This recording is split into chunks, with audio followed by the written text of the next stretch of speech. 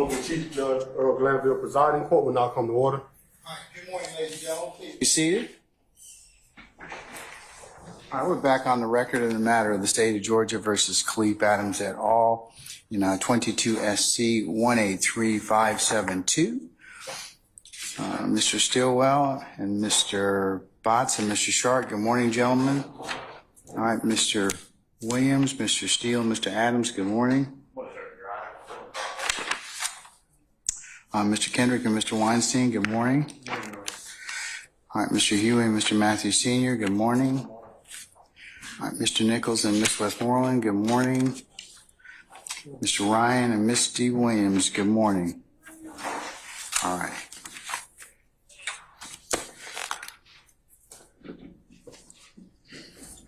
Mr. Adams, Mr. Uhelsky, Mr. Atkins, I should say, Mr. Uhelsky, Mr. Smith, Ms. Love, and Ms. Hilton, good morning, councils. All right. Okay, Sergeant Brown, all of our jurors here? Here. Okay. Who is the state starting off with this morning? Detective Teague, Your Honor. Are we going to recall Detective Teague? Okay, all right, okay.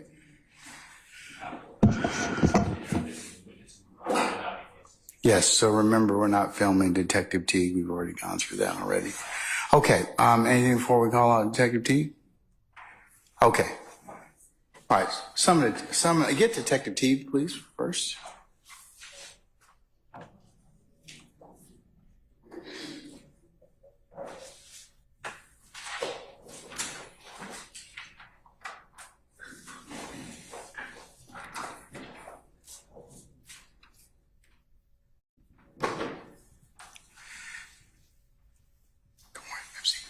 All right, summon our jurors.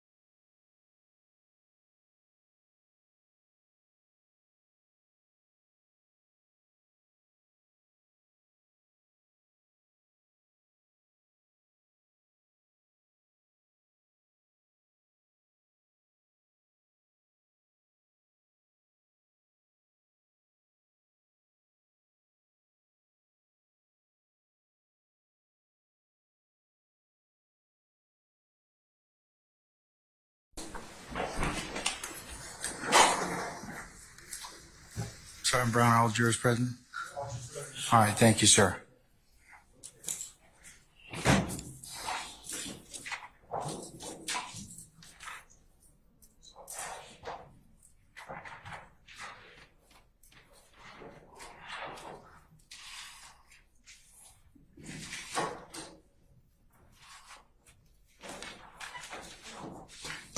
All right, ladies and gentlemen of the jury, good morning. Good morning. All right, ladies and gentlemen, we're going to recommence with testimony of Detective Teague, who, remember when we were here last time, we had some technology challenges. So he's back with us. And sir, you're still under oath, okay? Yes, sir. All right, thank you. Your witness, sir. Thank you, Your Honor. Good morning, Detective Teague. Good morning. And welcome back.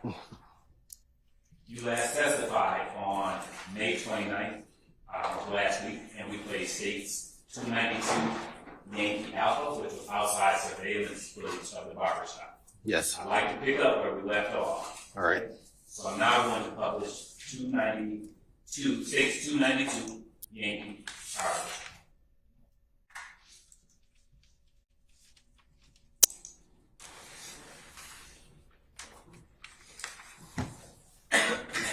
And Detective T, what location location is captured in the surveillance footage in states 292 Yankee Charlie.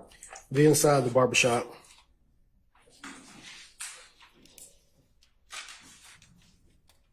And Detective T, I am now going to advance states 292 Yankee Charlie to 801-44.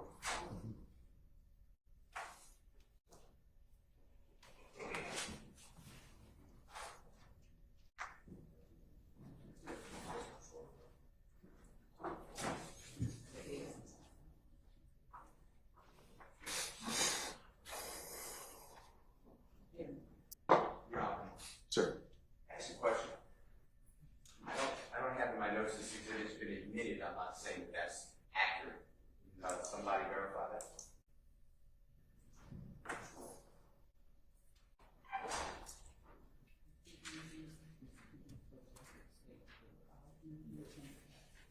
For the record, Your Honor, states 292 Yankee Alpha, 292 Yankee Delta were all admitted last week during his testimony. That's what I showed, Mr. Steele. Thank All right. you. Thank you. Detective T, do you see a person in this frame wearing a black shirt with white letters reading Street Cutters? Yes. And do you know this person? He's the owner of the barbershop. How do you know him? When I had to meet with him to pull the video, and while I was pulling the video, he and I were talking for duration when the video was pulling. I am now going to advance states 292 Yankee Charlie to 807-58. Sorry, 807. 807-58.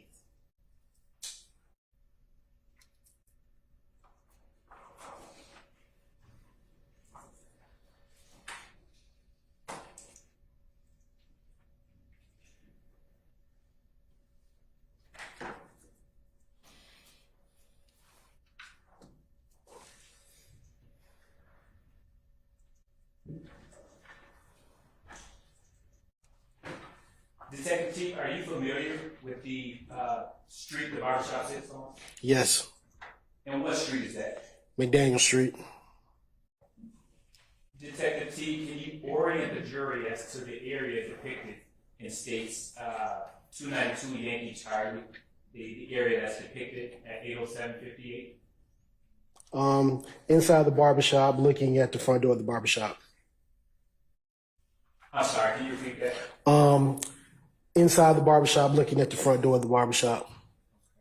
And does that door face McDaniel Street? Yes, it does. And is that door depicted at in timestamp 807-58? Yes. Where? Right there next to where this little girl is standing in front of the door.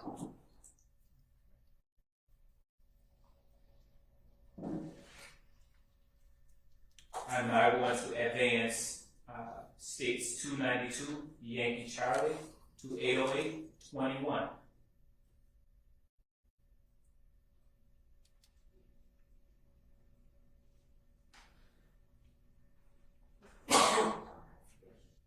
That's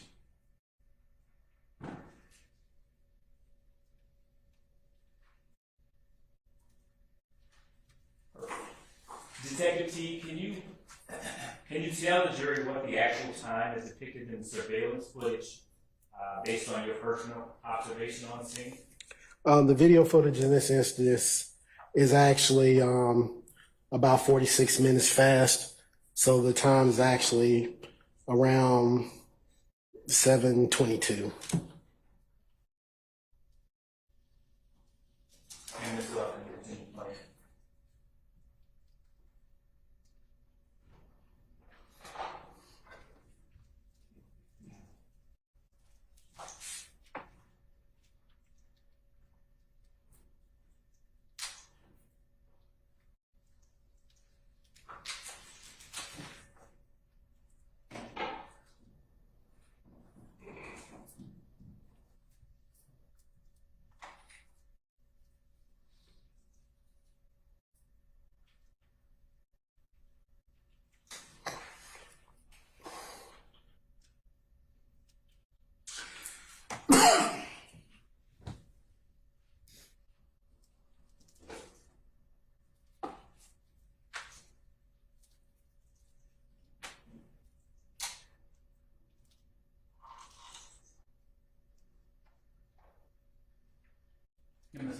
please pause it for 8:09:23?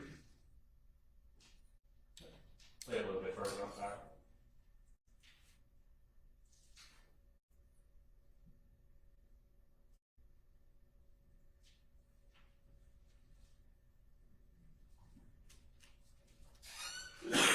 Please pause.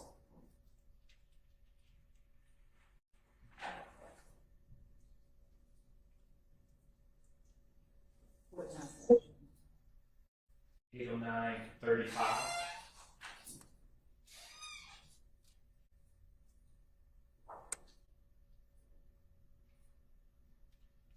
Detective T, do you see someone inside the barber shop with a red jacket with the letters BGCMB displayed on the back? Yes. Do you know that person? No.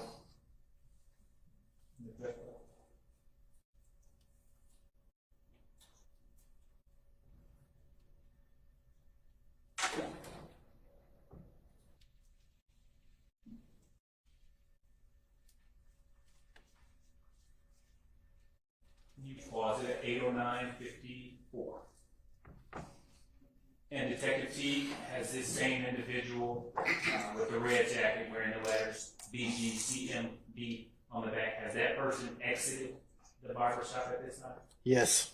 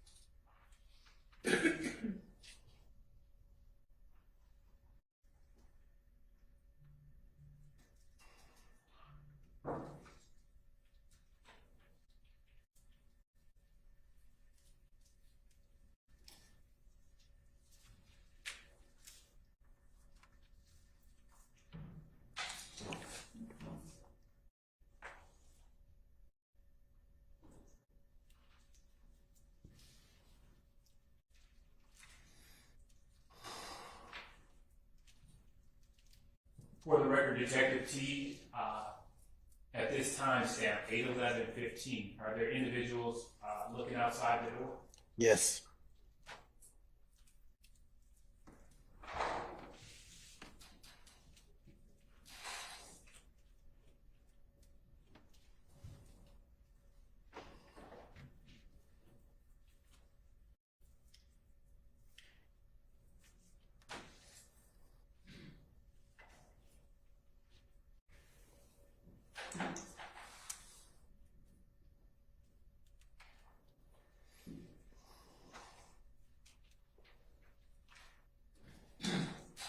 And Detective T, at 8:11:37, did the owner, who you identified earlier, did he just walk to the front door?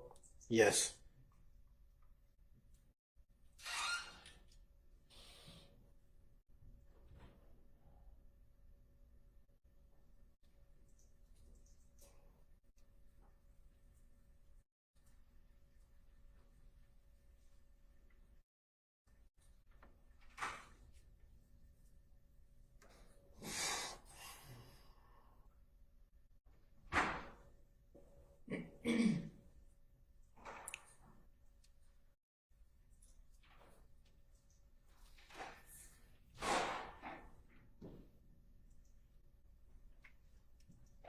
At timestamp 8:12:05, are there individuals leaving the barber shop, Detective T?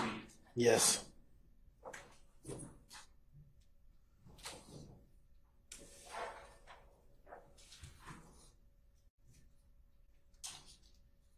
At 8:12:08, Is that the little girl you were referencing earlier? Yes.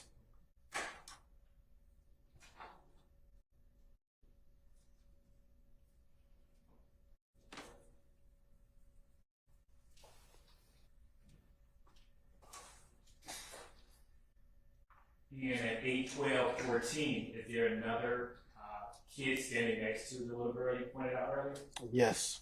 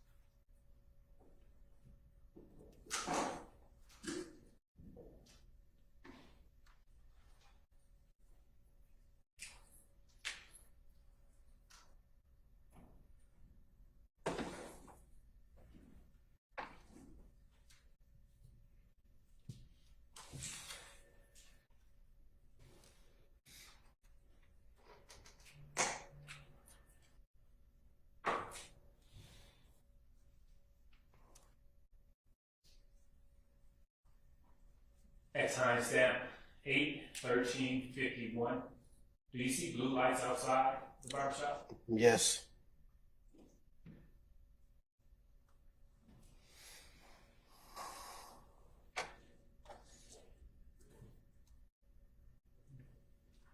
And are there still individuals within the barbershop at this time? Yes.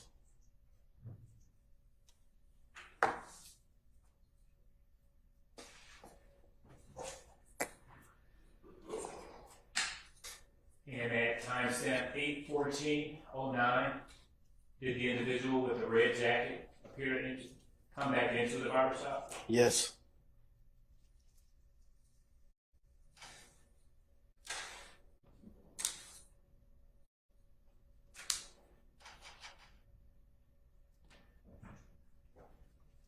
And is the person in the red jacket still in the barbershop at this time? Yes.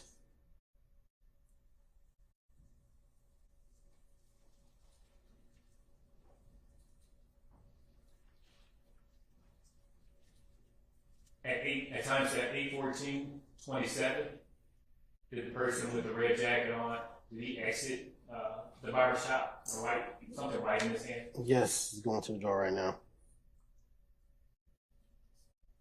Can you repeat that, Detective? Yes, he was going through the door at that point, but yes, he's exited now.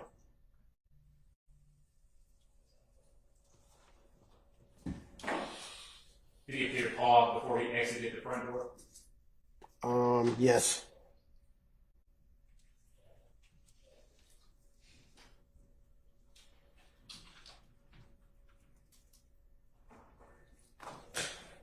And did he appear to stop at the front door before he exited? Yes.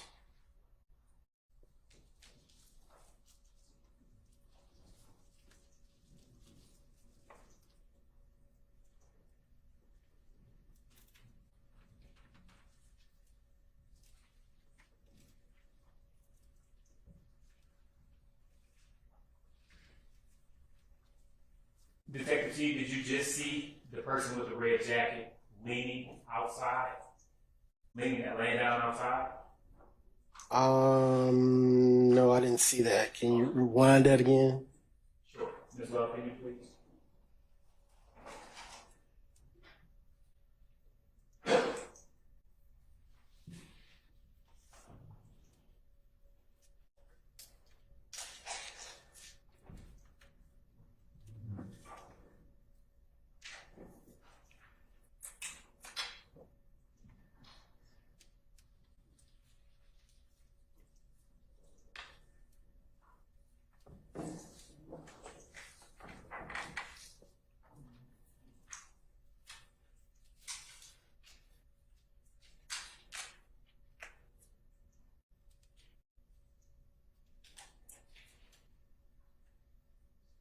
Detective T, did you just see the person with the red jacket leaning down outside Yeah. the bar?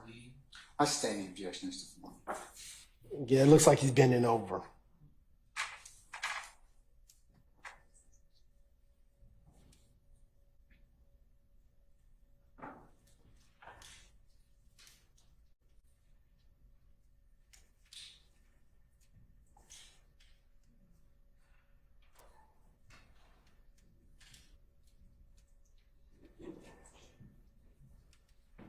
Detective T, at 8:14:45, do you see the person with the red jacket inside the barbershop at this time? Yes.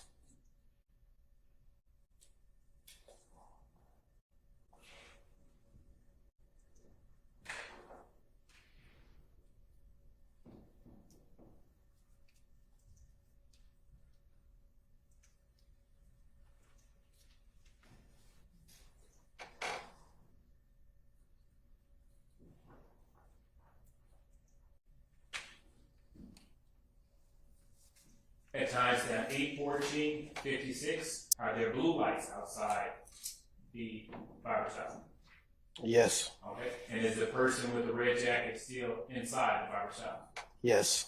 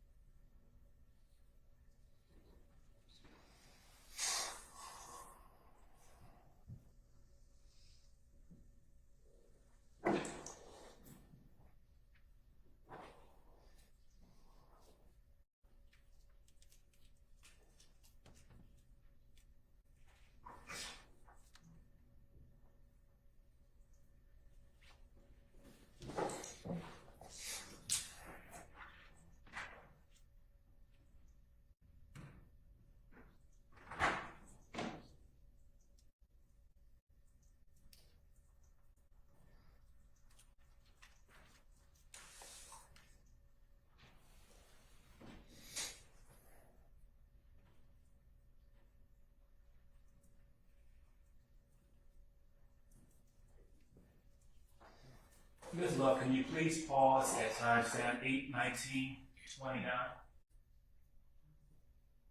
And can you, I'm now going to advance it to 8:31:22 for the record.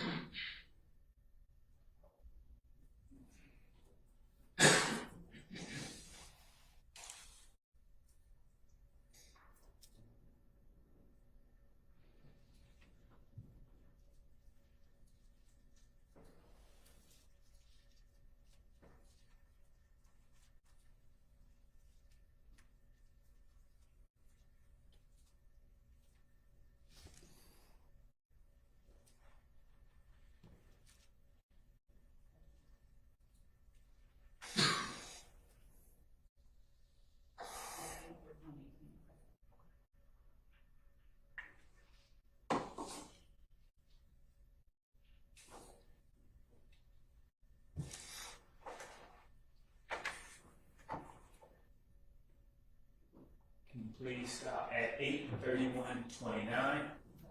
Detective T, do you see an officer inside the barbershop at this time? Yes. Continue.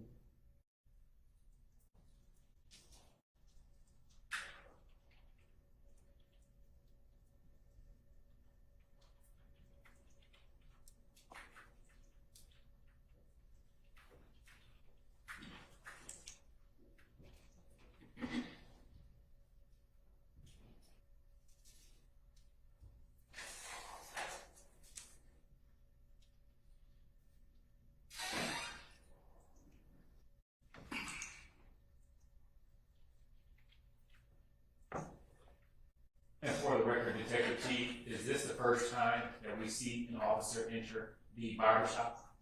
Yes.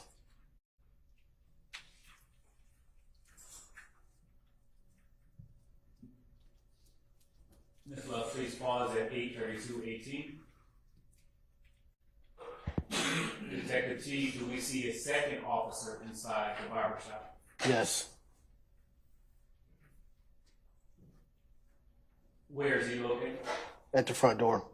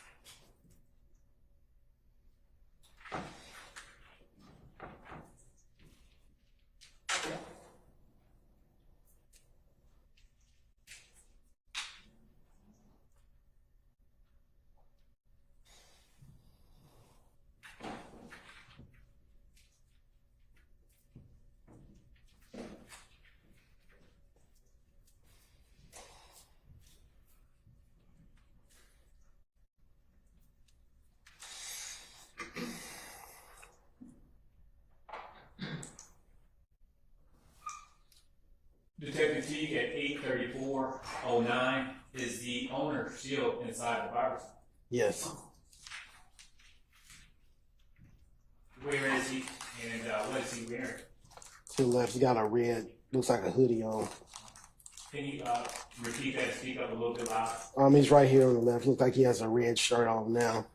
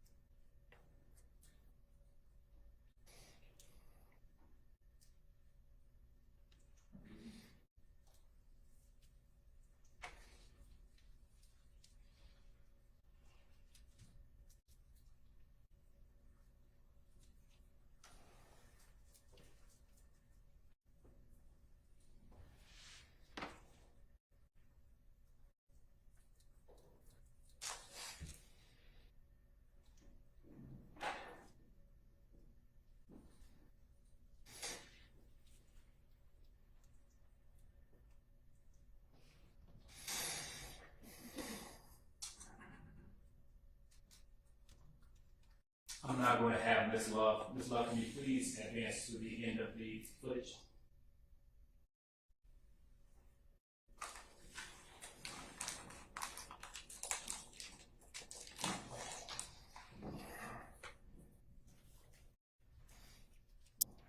Actually, strike that. Just, can you play for an additional 30 seconds?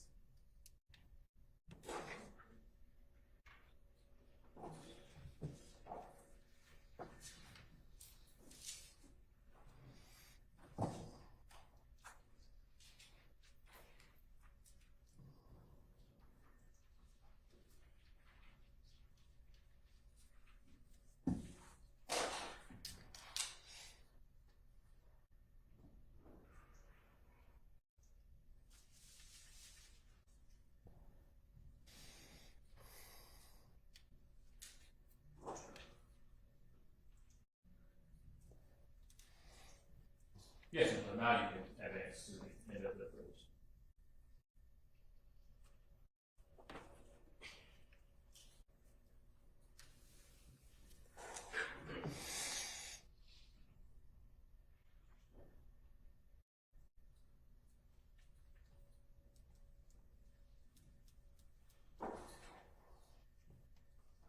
Detective G, at 8:43:57, are there officers inside the barbershop? Yes.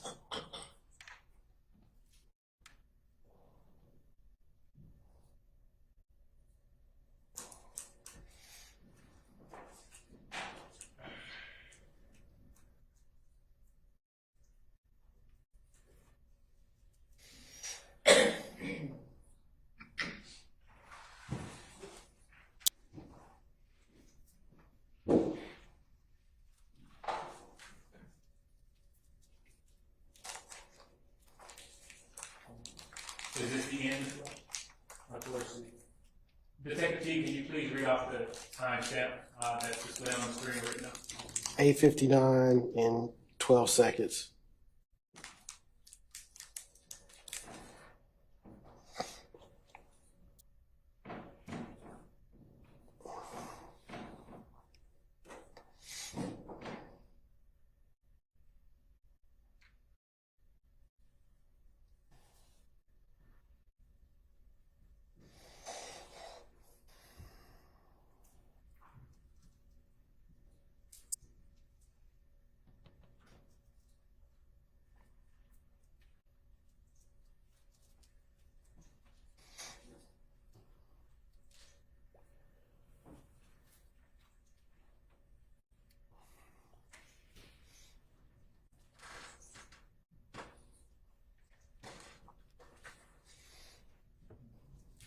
Detective T, does the footage stop at 8:59:59? Yes. I'm now going to publish States 292 Yankee Bravo.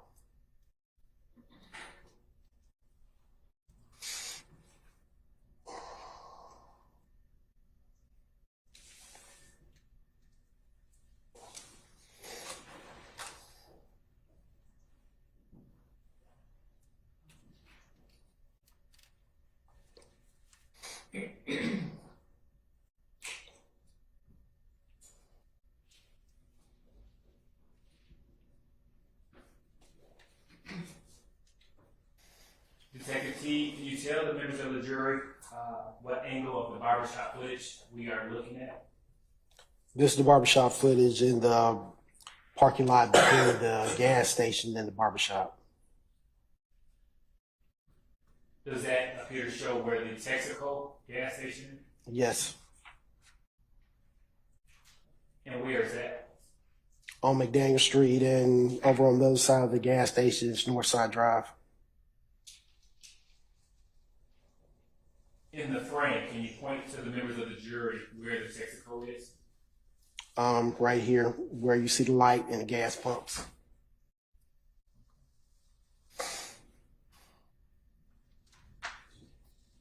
Is it where the mouse is? Yes.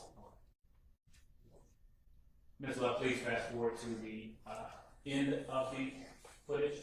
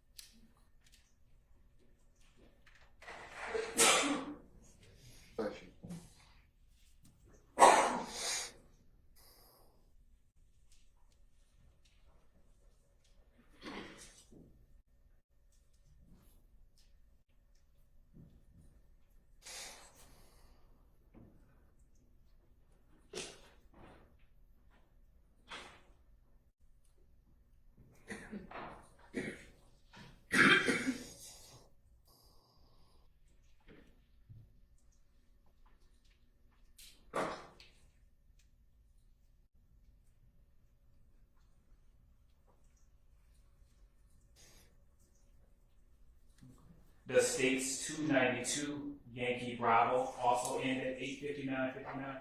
Yes. I'm now going to publish state's 292 Yankee Delta.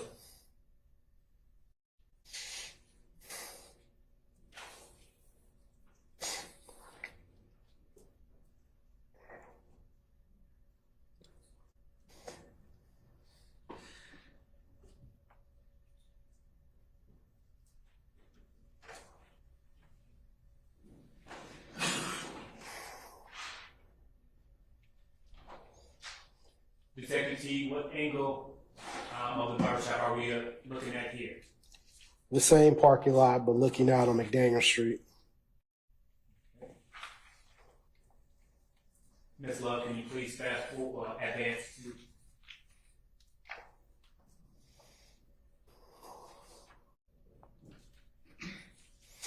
Can you please advance to 808:38?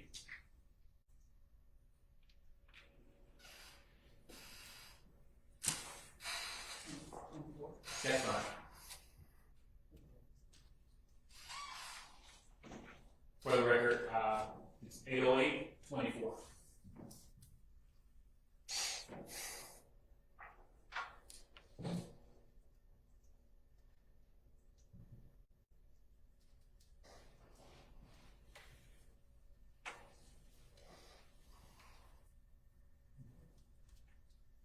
Please pause, Ms. Love.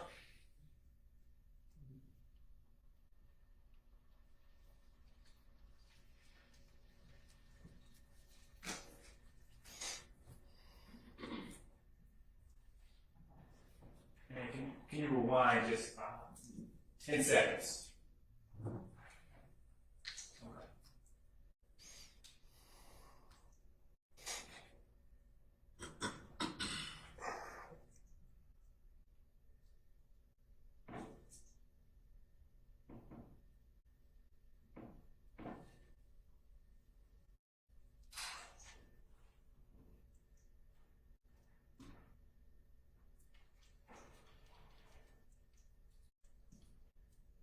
I'm going to pause it, Ms. Love.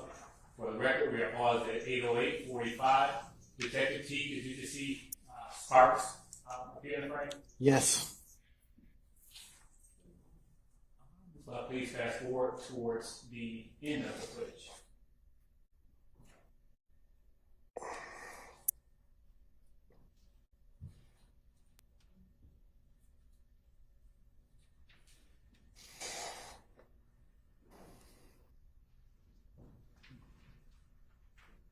Detective T at timestamp 8:13:48. Do we see blue lights? Yes.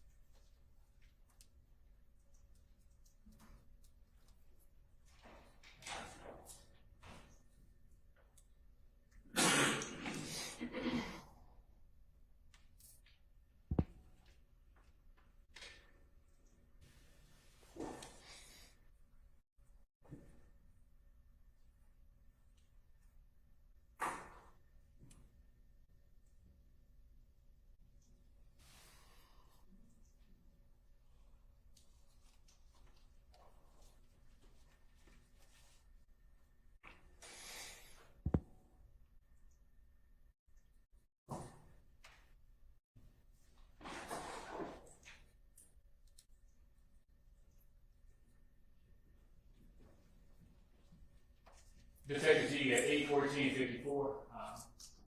Do you see evidence, tape being put up? Yes.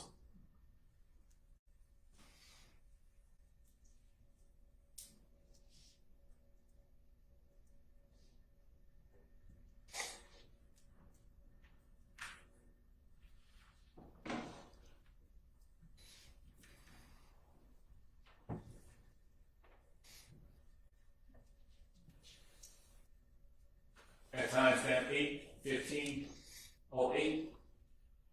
truck that just arrived on scene? Yeah, that's a fire rescue command vehicle. And what is that?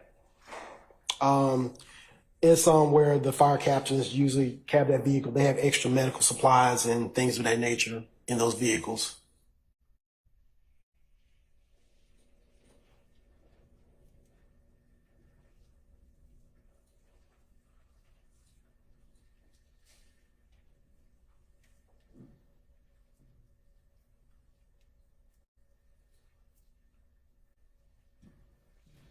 At 8:15:18, is there evidence? I'm sorry.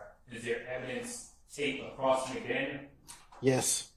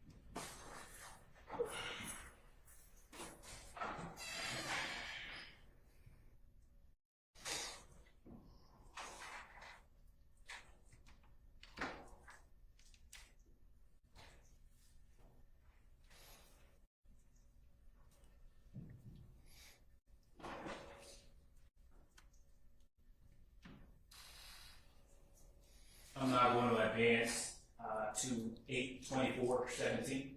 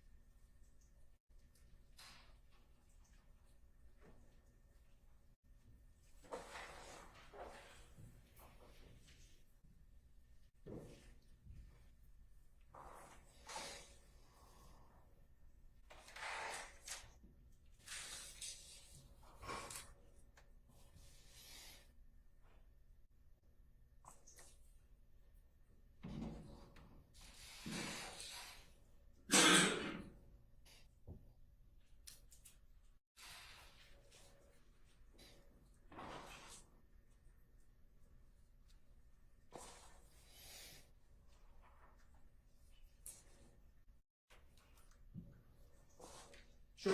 Look at that for me.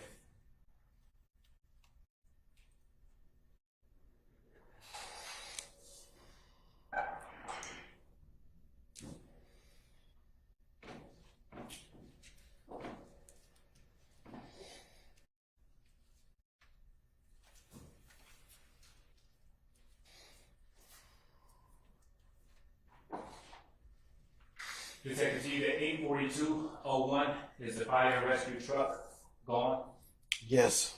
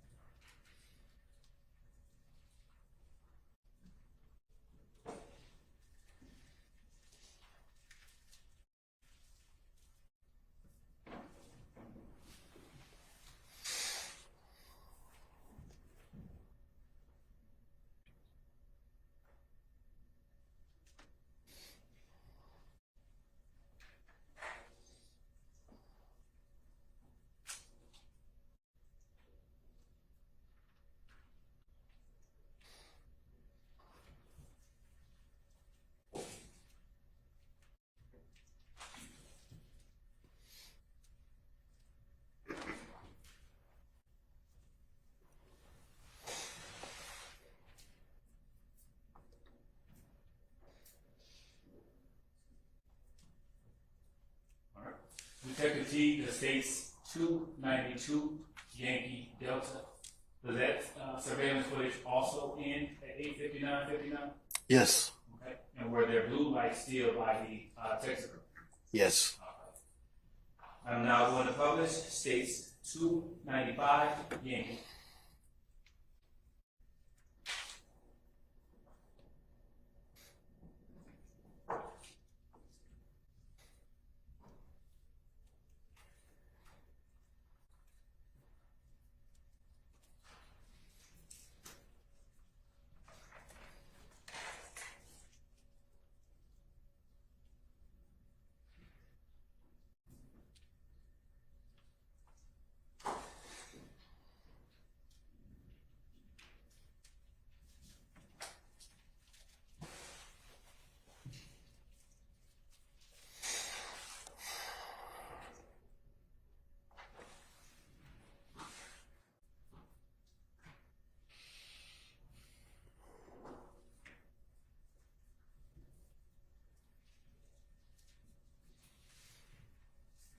Detective T, are you familiar with this system? Yes. And can you explain the system to the jury? The system, this is the system in the Texaco gas station. This is a GeoVision system. GeoVision system is actually one of the systems we trained on extensively when I went to specialized training in this. It's more of a, say, more robust kind of computer-based system as opposed to just a DVR. It's more in line with a video server. It's connected to the internet, so the time usually is 9 times out of 10 correct on GeoVision systems, and GeoVision systems are actually have a proprietary player that you have to download to play the video also. And what you're seeing right here, you're seeing the proprietary player as opposed to the other one where you were just seeing the video. This one has a timestamp to the bottom left, the date and timestamp on it. Does this surveillance footage have a different timestamp than the barbershop? Yes. And is there footage from 12 different cameras on this system? Yes. Okay. And can you tell the members of the jury what angle of the Texaco gas station we are looking at here? This is inside the store looking at the drink coolers. Okay. And what camera number is that? This is camera number 1. And what timestamp? 1923:37.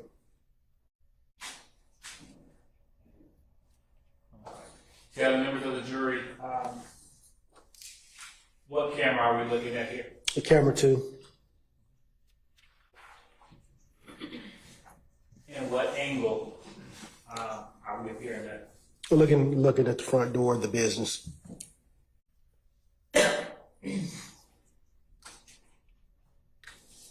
What street does the front door of the Texaco face? McDaniel Street. And what is the timestamp for camera 2? 1925.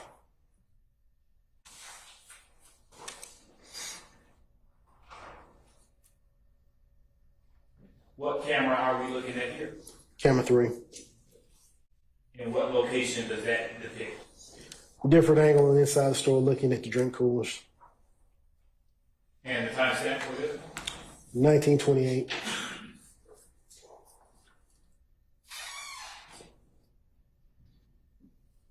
And what camera are we looking at here? 6. And what angle of the Texaco does it appear to depict? Looking at the front walkway in front of the front door. And the timestamp? 1923:34.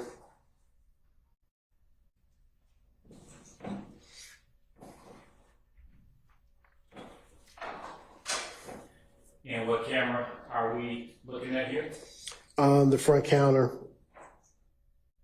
Is that inside the Texaco? Yes. And the timestamp? 1924:36.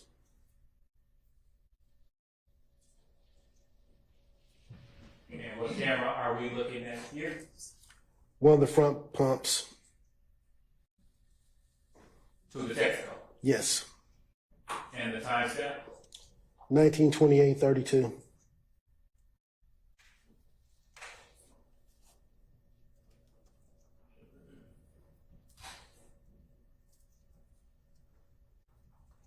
Detective T, can you orient the jury as to the location of the barber shop from the Texaco at this angle? Oriented, the barbershop's going to be to the left in kind of a southerly direction. Is it where the mouse is? Yes.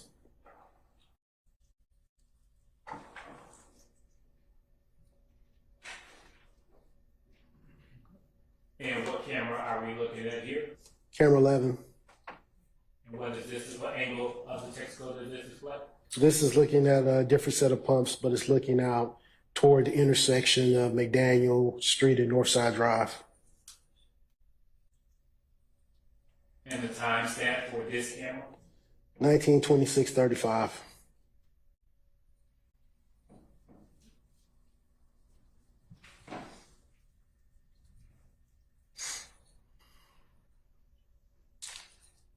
Detective T, can you kindly stand up and point out to the jury which street is McDaniel and which street is Northside?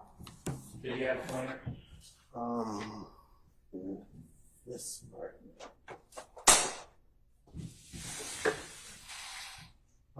With pointer, this right over here, the street right here, is McDaniel Street right here.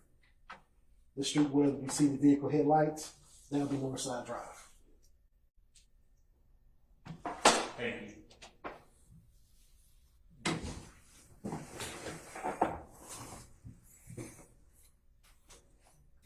And what camera is the jury looking at here?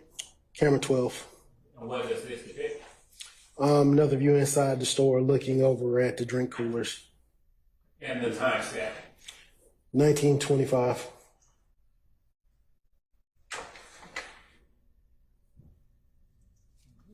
And what camera is the jury looking at here? Camera 13. And what does camera 13 depict? Another shot inside the store looking at the candy and look like snacks. And the timestamp? 1923-56.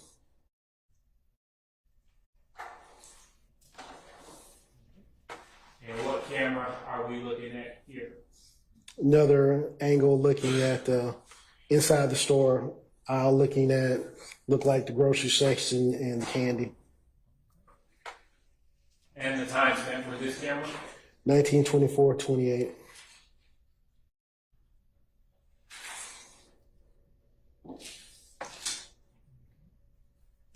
And what camera is the jury looking at here?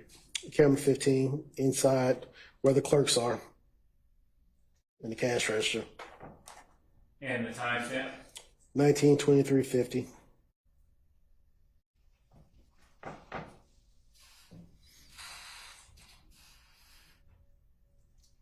And what camera is the jury looking at here?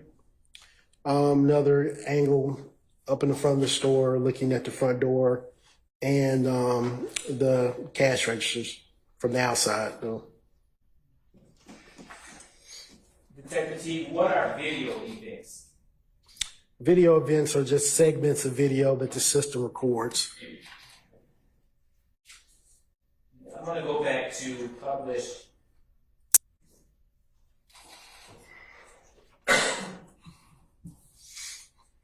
Under video events, what do those time segments represent?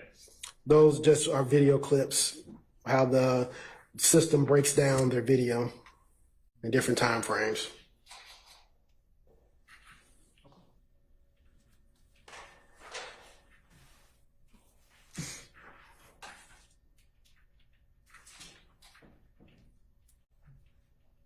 And are each of these time frames shown on each of the cameras that we've just seen previously? Yes. Can you now publish camera 10?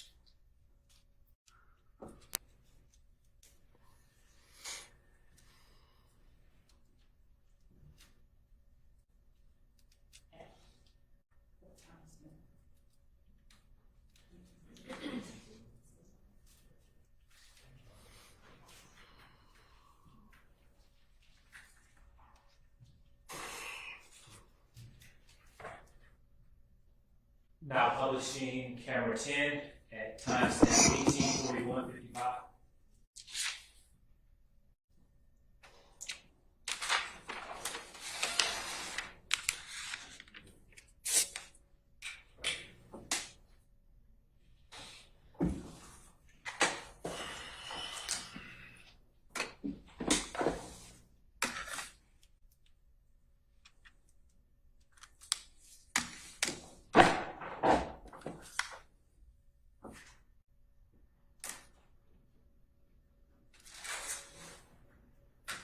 Okay, freeze it at 18:42 p.m. Detective T, do you see a gray or silver car pull up to a gas pump? Yes.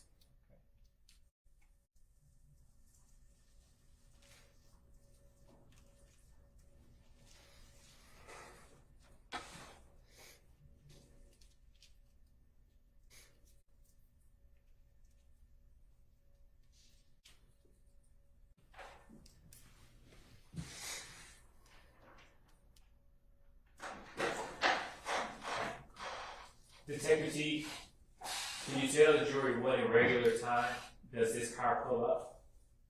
1842. What is the And regular time, 1842 is actually 6:42. and is that time different or the same from the barbershop? The timestamp is going to be different because this is actually correct time, whereas the barbershop footage is 46 minutes fast. Is that more accurate than the barbershop? Yes. Do you know what type of vehicle that is that pulled up? Looks to be a Pontiac.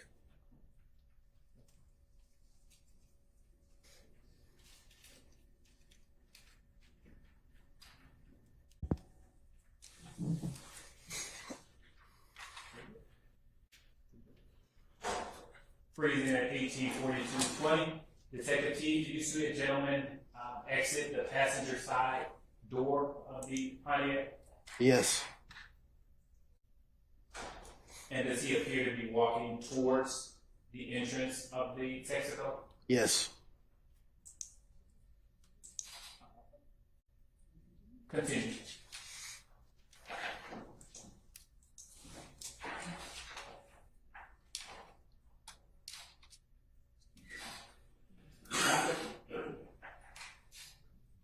The gentleman, you stop in at 18:42:33. The gentleman who exited the Pontiac is now off screen, off frame, correct? Yes. Okay. I'm now going to publish camera 2 at 18:42:39.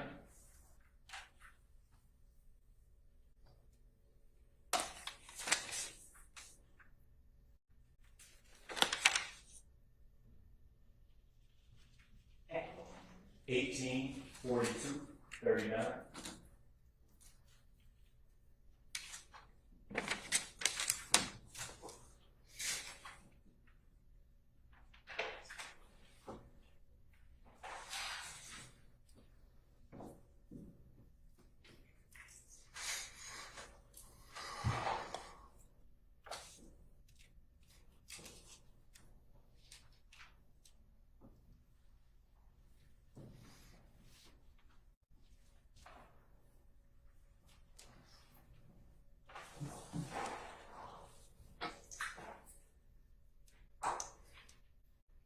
And we are starting at 18:42:37 for the record.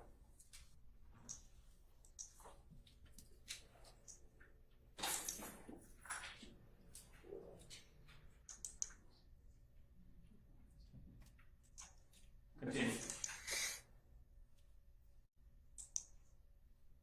Pause. Pausing at 18:42:43. Detective T, is this the same gentleman that exited the Pontiac? Yes. Is he wearing a black coat? Yes. Do you know that individual? No. Continue.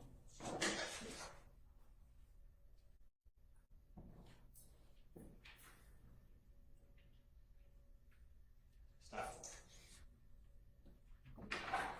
I'm now going to publish camera 1, and we are going to advance to 18:42:44.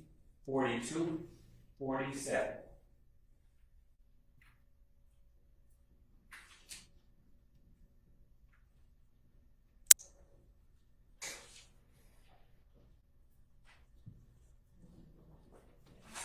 That's right.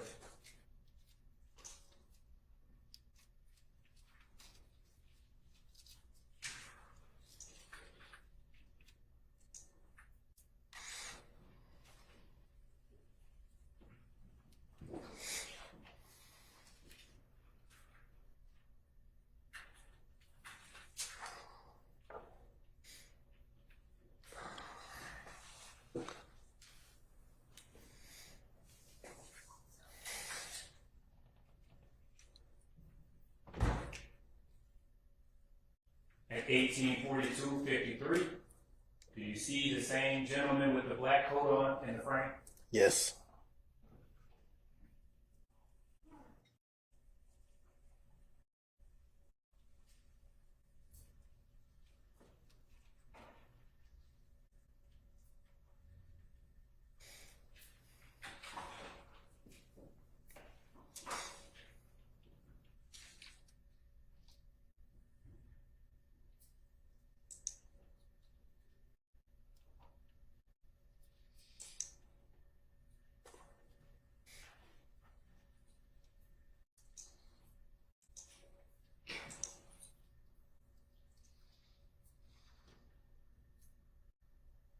Stopping at 1843:44. Is the gentleman with the black coat on still in the frame? No. Okay. I'm now going to publish camera 13. We are going to advance to 1842:45.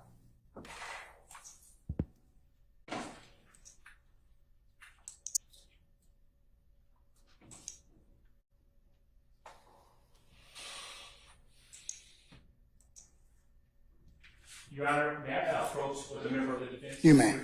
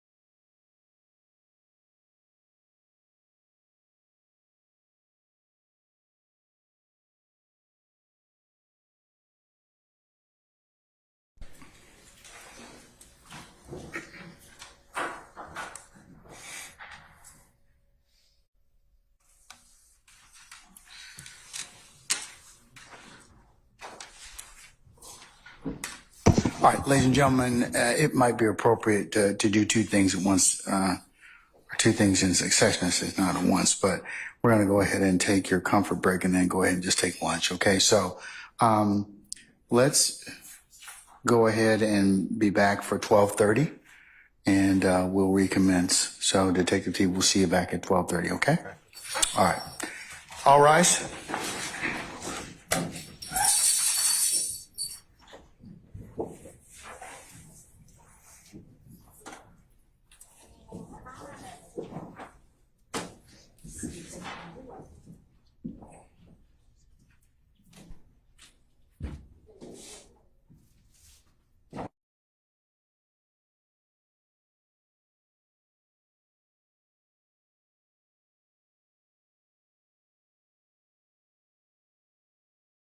Ladies and gentlemen, please be seated. Our jury has left us. We'll be in recess until 12:30, okay? All right.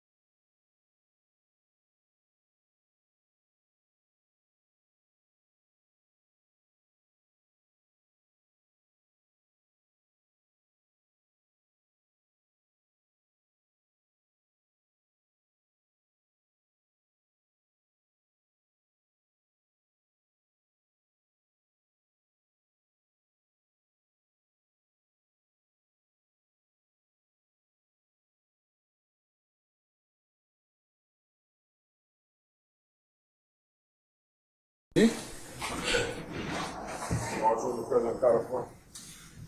right. Thank you, sir.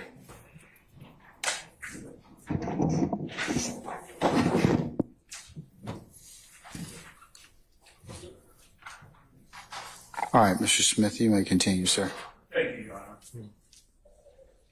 Right before the lunch, Detective T, we were publishing states 295 Yankee, and we were going to advance to 1842-45.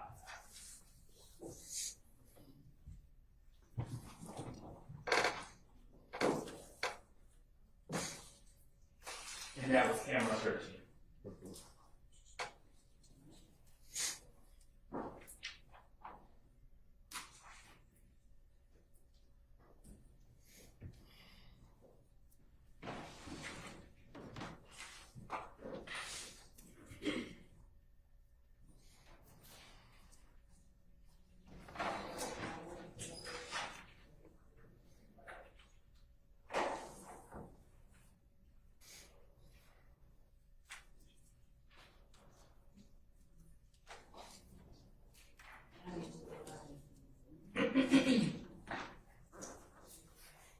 Can we get access to the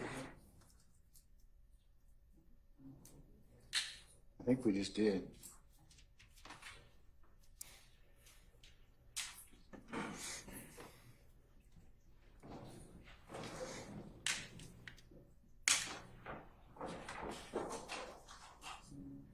What was it? 1842-47.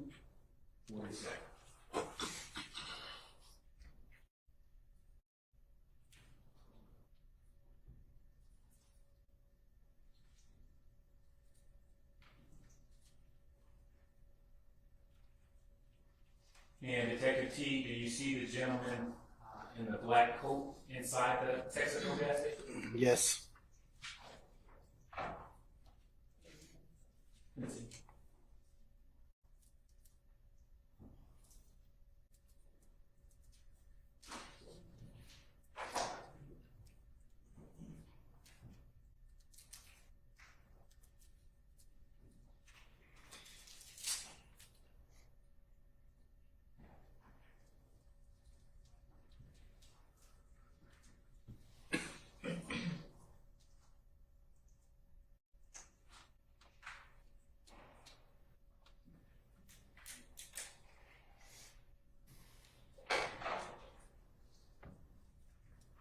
Detective T, the gentleman with the black coat, still in this frame?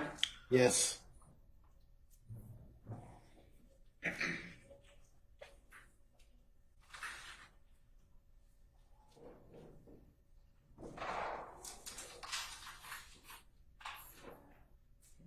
And we can stop it at 1843-45. And let's now publish camera 2 and advance to 1843-40.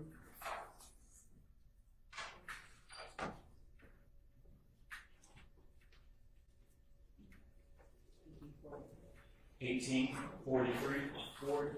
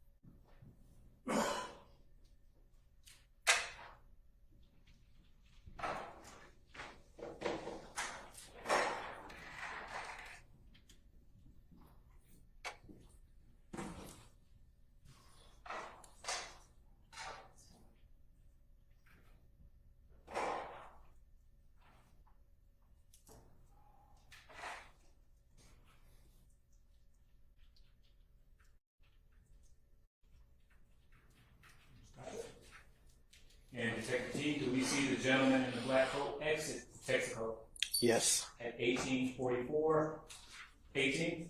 Yes. I'm now going to publish states 295 Yankee, camera 10, and we will advance to 1844, 23.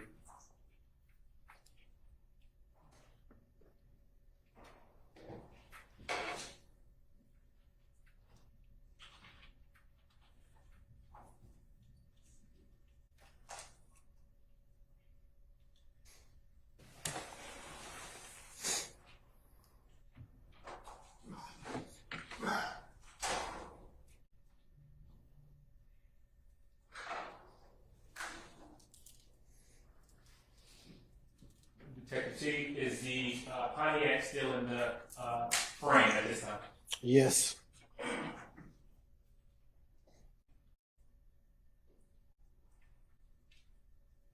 Pause it. And Detective T, at 1844-37, you see the gentleman in the black coat enter that Pontiac. Yes. Continue. Which side? Entering the passenger side, front seat. Continue.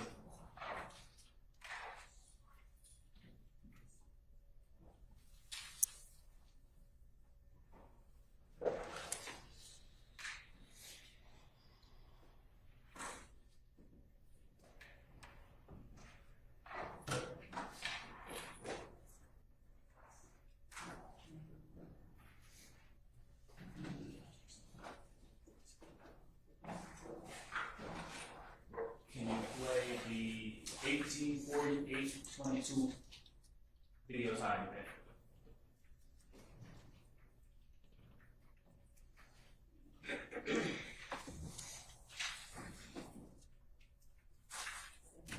Yes, sir.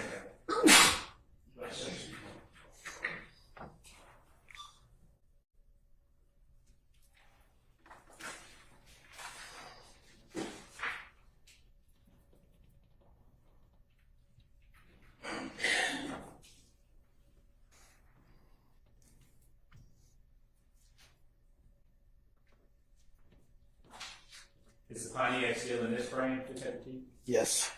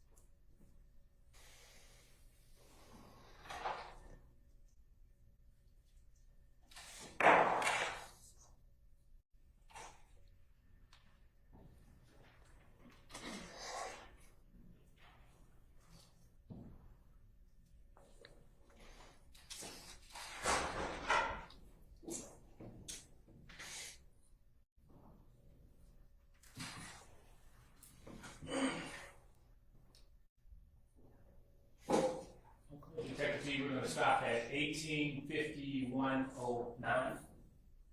And I'm going to have Ms. Love advance until I take the calls.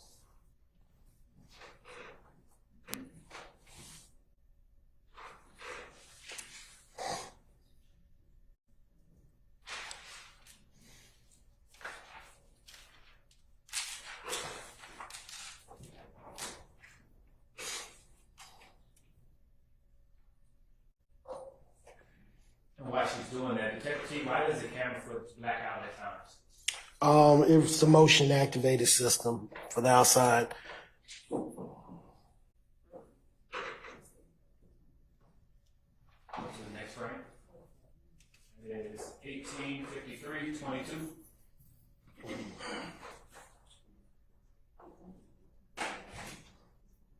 Correct, that's where that ends. So the next slide will be 18:58:22.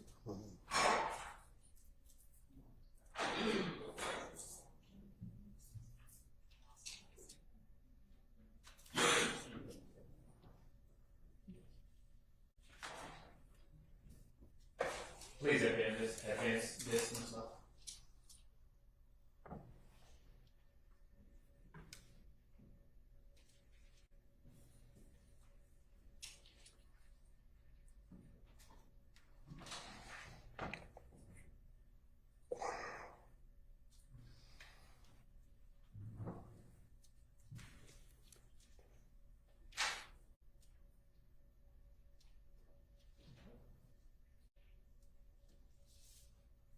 Please advance to the next video segment, which is 18:58:22.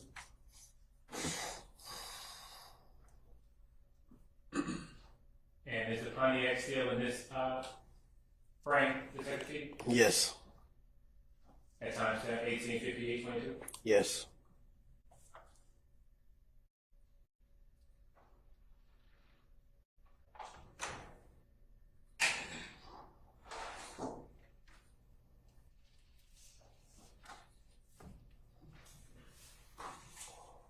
Please advance, Ms. Love.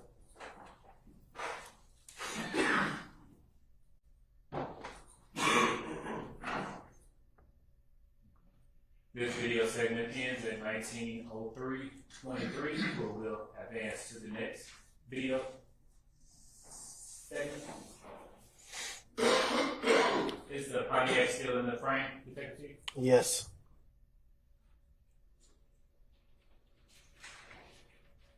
Start at 19:03:23. Is the Pontiac still in this frame, Detective T? Yes.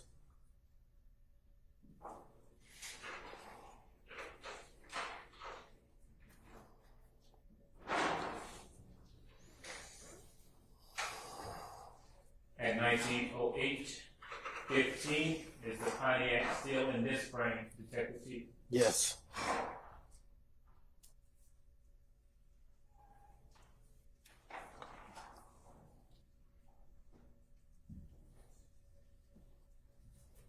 Ms. Love, please advance to the next video segment, which is 19:08:31.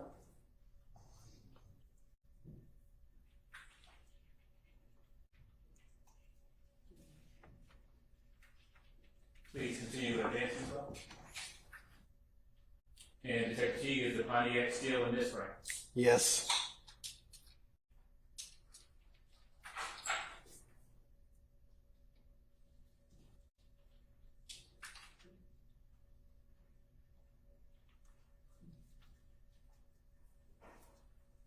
Okay.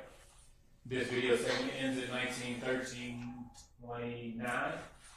Is the Pontiac still in this frame? Yes. Ms. Love, please advance to 19:13:31.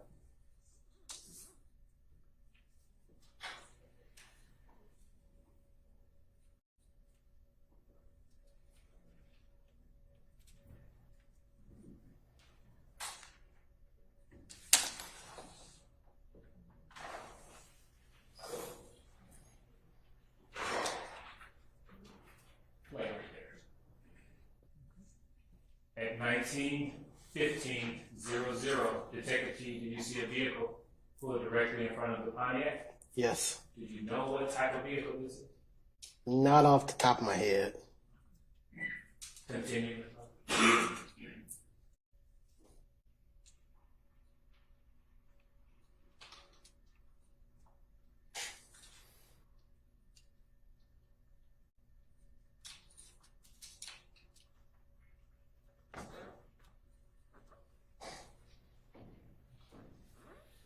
At 19:15:19, Detective T, did you see the gentleman with the black coat on exit the passenger side of the Pontiac? and appear to approach the vehicle that stopped in front of the Pontiac? Yes. Continue, Ms. Love.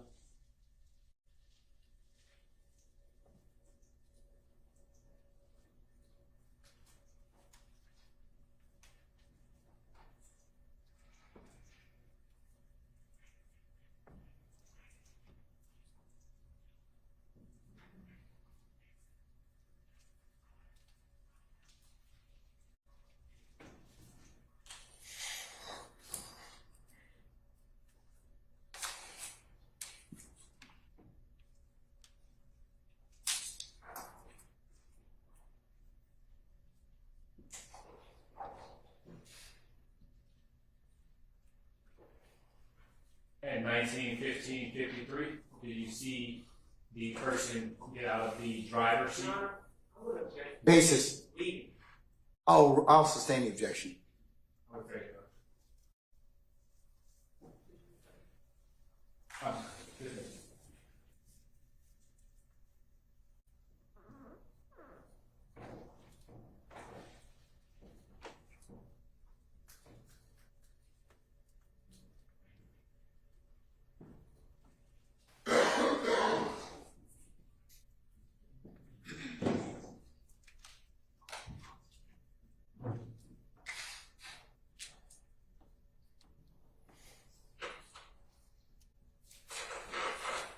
At 19:16:02, do you see the guy in the black jacket?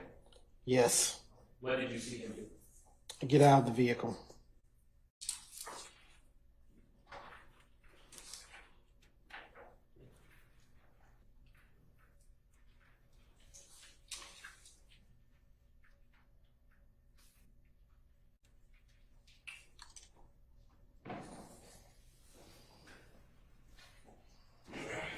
Detective T, do you still see the gentleman in the black jacket? Yes. What area of the vehicle is he?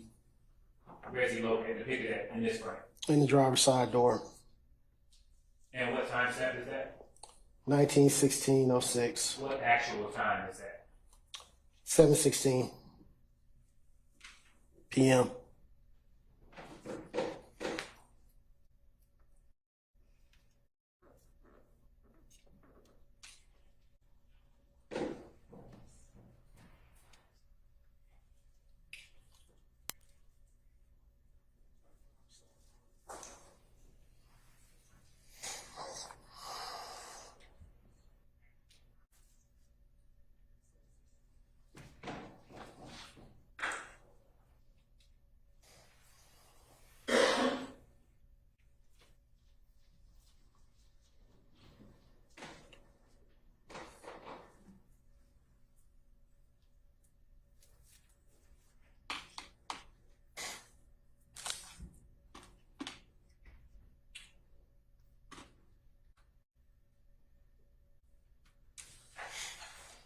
Detective T, at 19:16:53, did the vehicle that was parked in front of the Pontiac, did that vehicle just leave?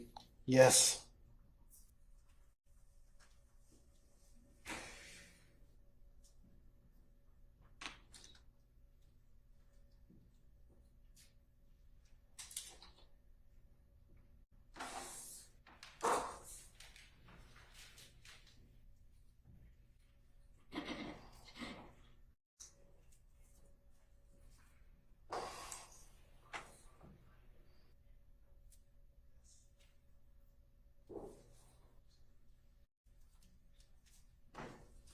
In 19:17:20, do you see the gentleman in the black coat re-enter into this frame? I sustain the objection. Detective T, did you see the gentleman in the black coat? Yes, he got back into the driver's side of the vehicle. Continue.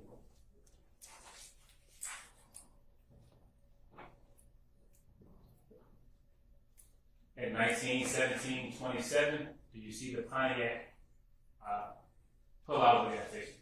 Yes.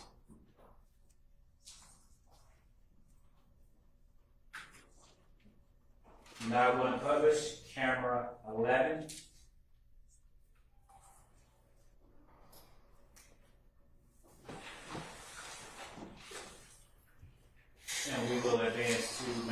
1916-12.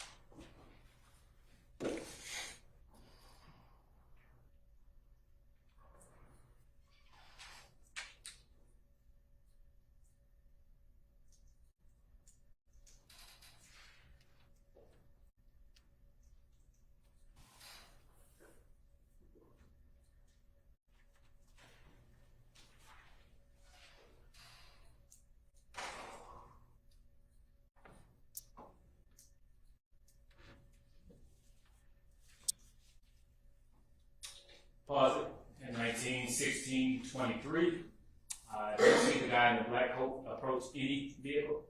Yes, it approaches this vehicle is pulled up right there in the middle of the screen.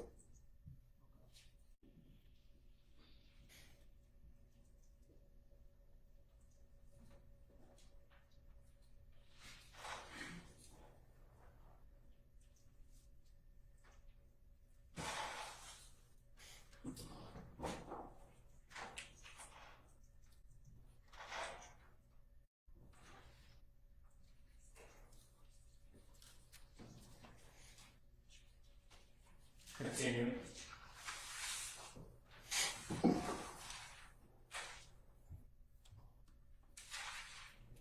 Click to the next segment, Ms. Love, at 1921-35.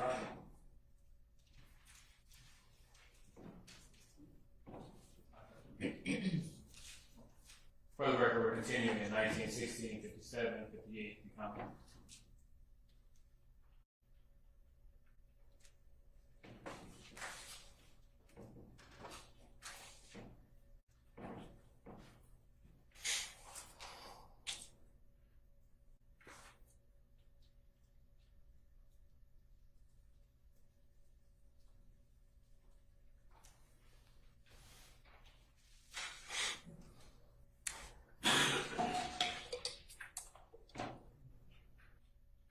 Stop it in 1917-30. Detective T, did you see the Pontiac exit the Texaco? Yes.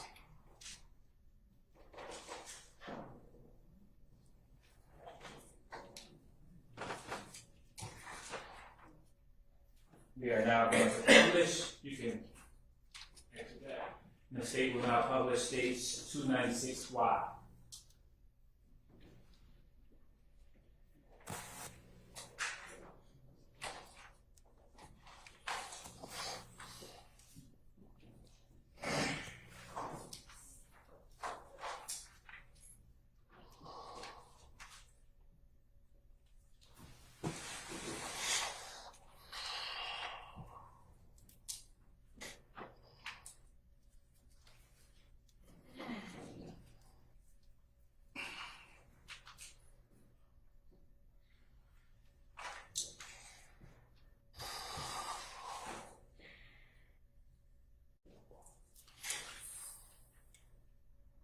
Now publishing states 296Y. Detective T, is this a snippets from different angles of the barbershop and the Texaco footage? Yes. Please play.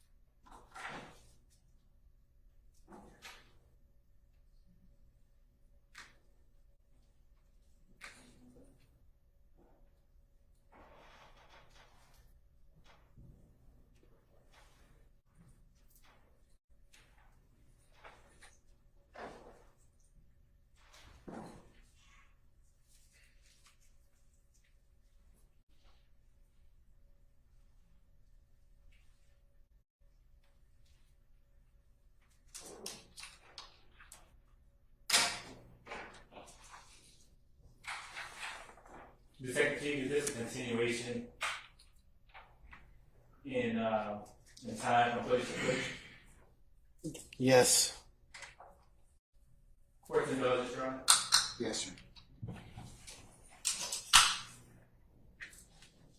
Nothing further at this time, Your Honor. Cross, hold on. Mr. Matthews? All right, Ms. D. Williams? All right, Mr. Weinstein? Okay, all right, Ms. Westmoreland? All right, Mr. Sharp?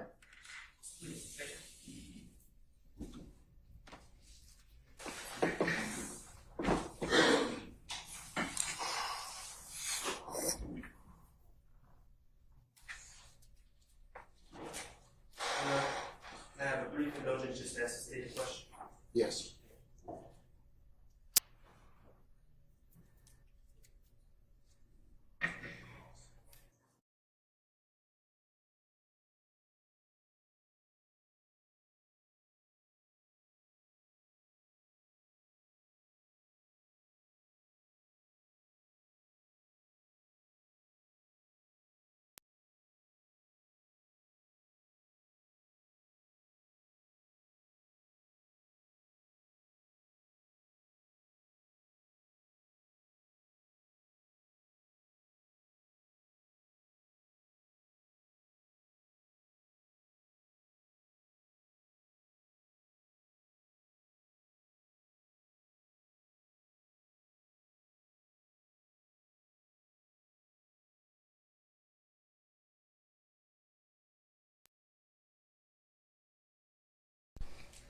Thank you, Your Honor. Please record.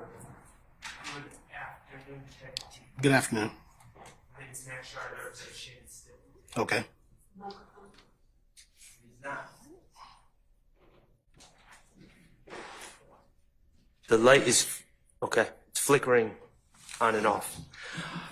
Sir, I wanted to ask you some questions about what's been marked as 292 Yankee, States 292 Yankee Alpha. Mr. Kokomo, if you could just publish that.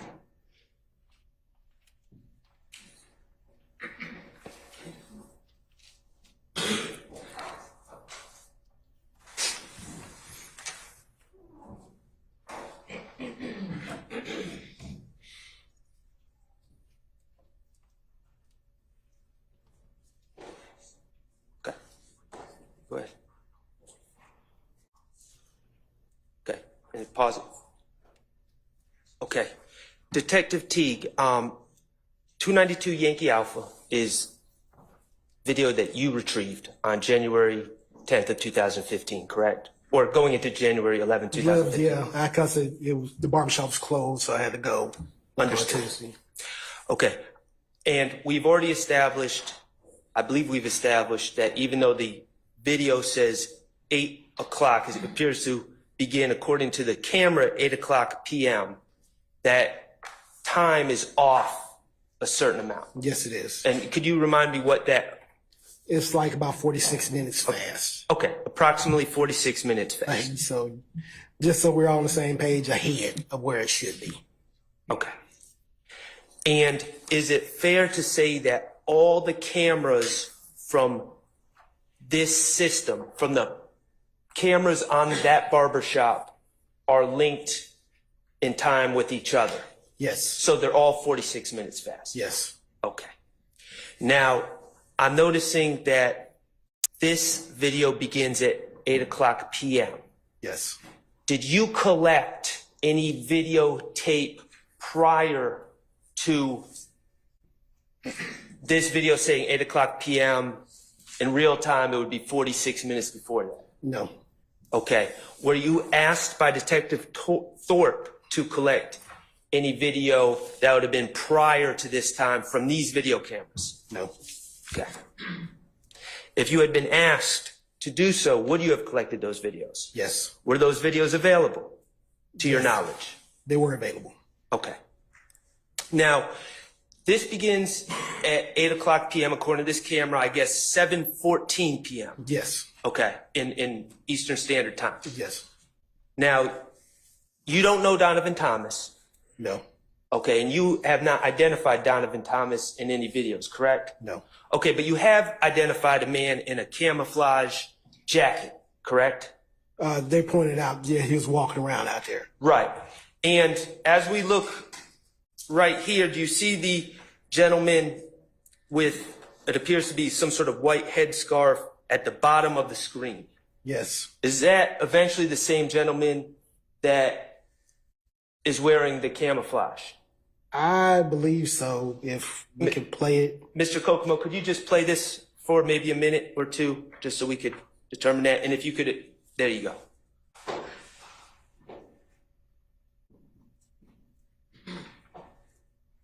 And Investigator Teague, if you could just tell me when you're in a position to answer that question confidently.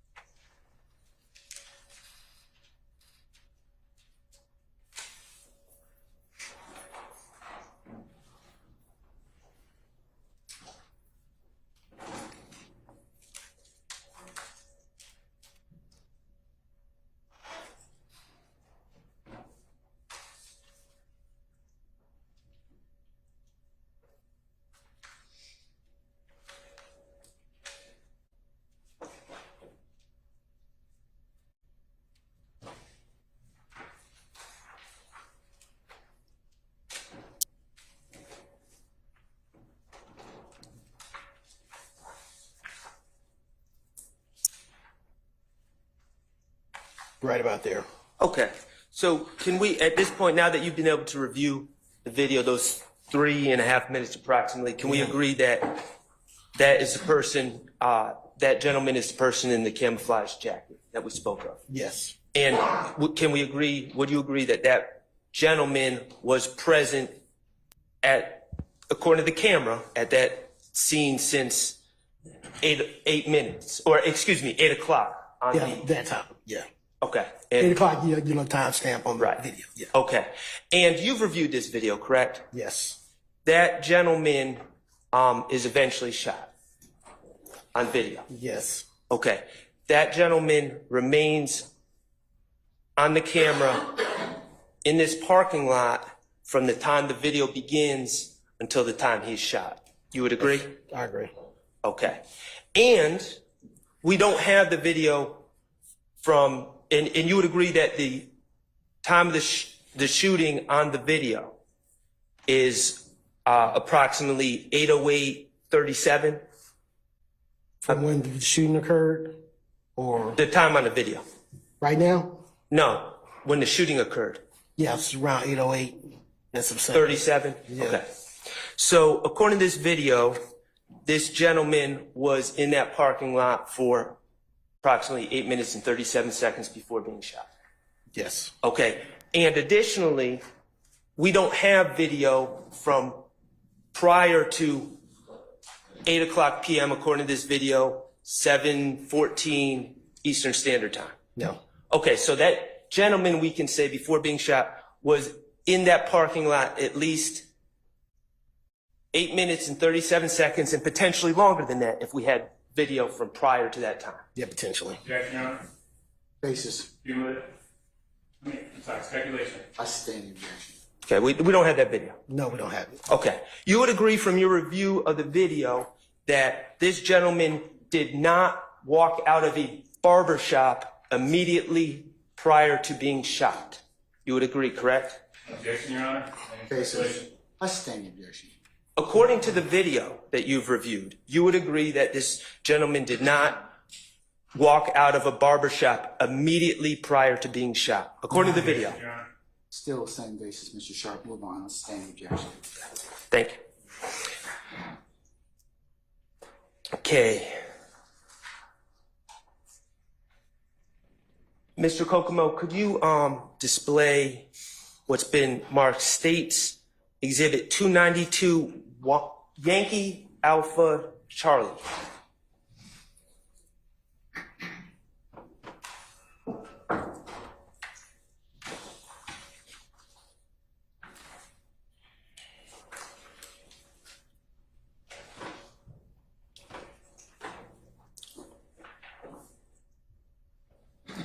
You can display. Oh, okay. I'm sorry, Mr. Kokomo. Could you display at 8:09:20 according to the video time?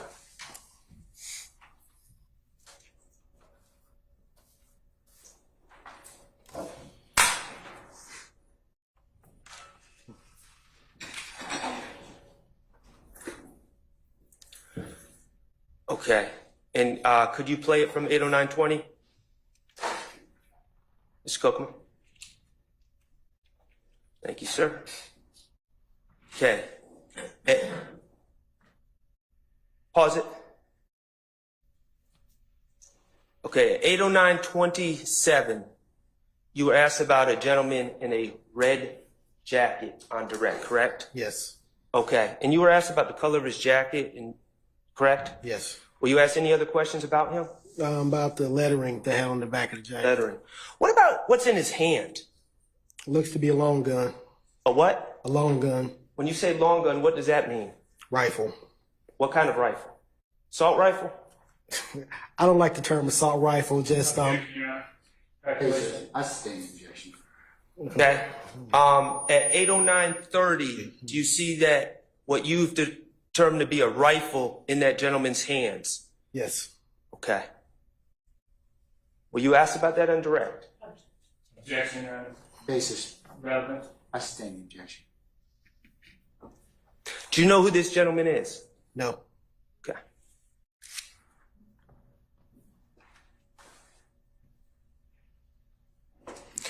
Okay. Thank you, Mr. Kokomo.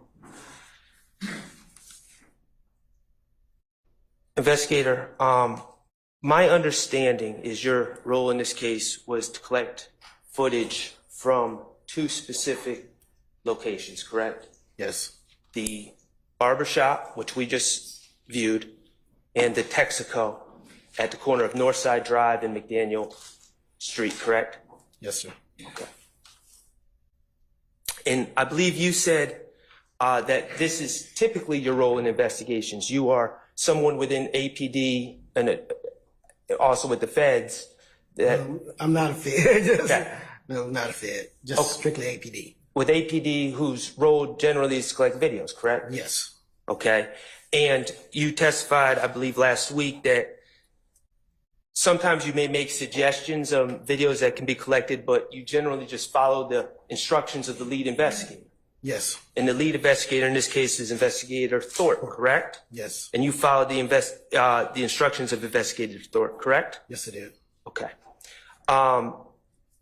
Let's talk about cameras in Atlanta. I want to clarify some things from last week. Okay. In Atlanta, and I guess any other city or rural area for that matter, businesses may have cameras, correct? Yes. Also, individual residences, houses may have cameras if they want, Yes. okay? And those cameras, if they're operational, the recordings are something that you're able to obtain, correct? Yes. Okay, and sometimes law enforcement can ask the owner of the camera if they can have the footage from the person's camera, correct? Yes. Or the business's camera. Yes. And other times, if the owner of the camera is not cooperative, you can use search warrants and different subpoenas to obtain camera footage, correct? Yes. Okay.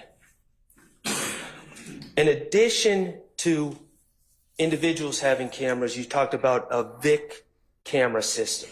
Yes. And that's something in Atlanta, correct? Yes. And that's been in Atlanta since 2007? I think so. I think that's around the time of it was initiated. Okay, and remind me, what does VIC, is VIC? Yes. VIC stands for Video Integration Center. Okay. And that consists, the VIC system consists of city-owned cameras, correct, at different locations, correct? Yes. And then also individuals who own cameras can also opt into the VIC system, correct? Yes, they can. So businesses can opt into the VIC system, correct? Yes, they can. Homeowners can opt into the VIC system, correct? Yes, they can. And the VIC system centralizes all that information and makes it accessible to law enforcement. Yes. Okay. And you, I believe you testified last week that as part of this VIC system, there's actually an interactive map, correct? Yes. And that is something that's not available to the public, right? No. But is it available to law enforcement? Yes. And it would have been available in 2015, correct? Yes. Okay, and that interactive map not only shows you the presence, it shows you where different VIC linked cameras are, correct? Yes. And that would include all the private cameras and all the city cameras, correct? Okay. And it shows you which ones are operational and working at that time, correct? Yes. Okay. In addition to private cameras and the VIC cameras, we also talked about LPRs, correct? Yes. License plate readers, Yes. and they have cameras, correct? Yes, but they don't. Their cameras operate a little differently than, pan, tilt, zoom, or video cameras. Their LPRs are actually just high speed. Once the camera's triggers, taking pictures to actually, capture tags. Understood. So as I understand what you're saying, they're not necessarily video cameras, they're more snapshots. Yes. Okay. But those snapshots are saved in a system, correct? Yes. And law enforcement has a map of where all the LPRs are, correct? Yes. And law enforcement has a way to access all of the photos taken by LPRs in Atlanta, correct? Yes. Okay.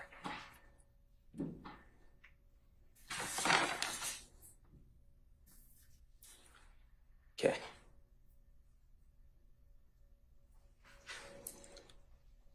You've testified that Detective Thorpe asked you to collect these two cameras from these two locations. Are you familiar with the Green Store at 322, I believe, Glen Street? 322 Glen Street. Yeah, I think so. Convenience store painted bright green. Basis. I'll rule the objection. You can answer it. It's a convenience store painted bright green Yes. in the Mechanicsville area, correct? About quarter mile from the barbershop? Yes. Okay. Did Investigator Thorpe ever ask you to collect security video from the Green Store from January 10th, 2015? Basis. And hearsay. It wouldn't be hearsay, but I'll sustain in terms of relevance. May we approach? No. May I proffer? No. We can proffer later. Just go ahead and ask your next question. Okay. Okay. Did Investigator Thorpe ever ask you to collect video from the McDonald's at the corner of Old Hateville Road and Cleveland Avenue for January 10th, 2015? No. Did Investigator Dennis ever ask you to collect that video from the McDonald's? No, not that I remember. Did Investigator Gaither ever ask you to collect a video from that McDonald's? No. If they asked you, would you have collected it? Yes, I would have. Okay. Did Investigator Thorpe, in this investigation, ever ask you to provide him with or to view the interactive map of the VIC cameras in the area? Basis. Hearsay. Overruled. That wouldn't be my function. I don't control the video integration center. He would have to call up to the video integration center himself to talk with them. Did Investigator Thorpe ever ask you to provide him with the map of the LPRs in the area? Once again, not what I do. He would have to call the video integration center for that information. Did Investigator Thorpe ever ask you to search for other video systems or surveillance system in other businesses in the area? No. I have no further questions. Thank you. Approach. Mr. Smith. Mr.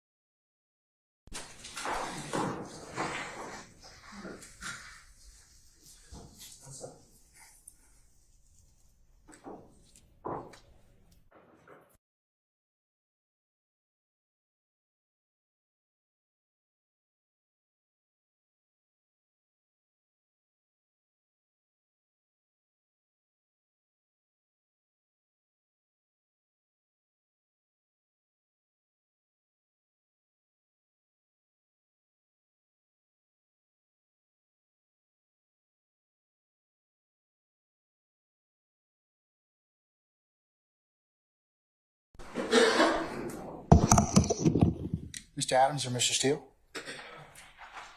Anything, gentlemen? Yes. All right, go ahead.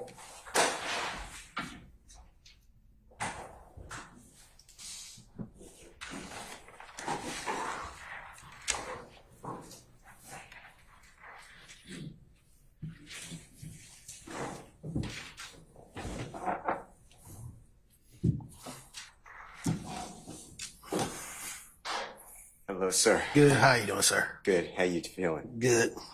May I ask you a couple of questions? Sure. Okay.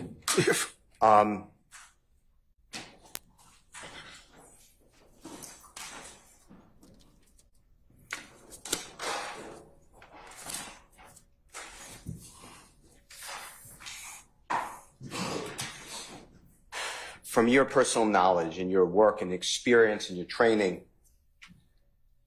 can you explain to the ladies and gentlemen, this jury, starting, let's say, 2012, and then come forward, the capabilities of capturing law enforcement within your purview, capturing video of the streets of the city of Atlanta in the areas that you were just asked about? Objection, Your Honor. Basis. Made. I sustain the objection. You can rephrase, sir. Okay. Specifically the areas of the Texaco, the Green Store, the McDonald's, those type of areas. Objection, Your Honor. Basis. Same basis, made. Oh, I'm on board with objection. Okay. And tell the jurors. Well, you just talk, just to be clear, you're talking about the capacities of the video integration center over time and the amount of cameras decrease. Basically, since the inception of the program, the cameras have expanded exponentially. I mean, they're constantly installing cameras, constantly getting more citizen buy-in, and constantly more integration with local governments and state and county agencies. In the beginning, pretty much like I said, it was pretty much city cameras and a few privately owned cameras in certain areas. But now we're talking about everything from DOT cameras, building cameras in certain places, government buildings, massive private places like Atlantic Station, developments. It's really, really, really expanded over time. How about, if you can remember, how about starting in 2012, 13, going into 13? How expansive was the areas I've asked you about, capturing, the camera system? Camera system in those areas you specifically asked for back then, it was kind of still in the beginning stages of it. A lot of pan tilt zoom cameras, whereas pan tilt zoom cameras are pretty much designed to watch larger areas, try to catch everything. If somebody who's monitor sees something, he can pan and zoom in on what's going on. But over time, there's been a massive increase of LPRs, the license plate reader cameras. And in fact, a lot of places, they're constantly studying the effectiveness of the cameras. So a lot of times in some areas, they've moved the pan tilt zoom cameras away because they weren't really catching what they wanted, and went to LPRs, because the way you have to constantly look at the system is you have to look at the crime that's going on in a specific area. If more crime is vehicle borne, LPRs are better. But if you have some area, just to give an example, like down around Phillips Arena, Mercedes-Benz and stuff like that, you have a lot of pedestrian traffic. Those instances, pan tilt zoom cameras serve you better because you can use it as a force multiplier to watch what's going on without actually having to have people on the ground doing it. So one person multiplies his ability to keep an eye on things. And how about, so I asked about 2012 going to 13. How about 2013, 14, and 14, 15? Because this is January 10th, 11th, 2015, right? Yes. Tell the jurors how the cameras were at that time, if you remember. If you don't remember. Yeah, it's pretty much like I said. It's just been a constant growing, like a child. Some starts off as an infant, and now they're a teenager getting ready to get out of high school. So you compare the 18-year-old to a toddler as far as growing of the system. And it started in approximately 2008, 2009. Is that what you testified to? 2000, but I remember initial meetings of it goes even back further. 2005. Just meetings and talking and discussing. Pretty much, to give an example, a lot of the stuff is patterned after London.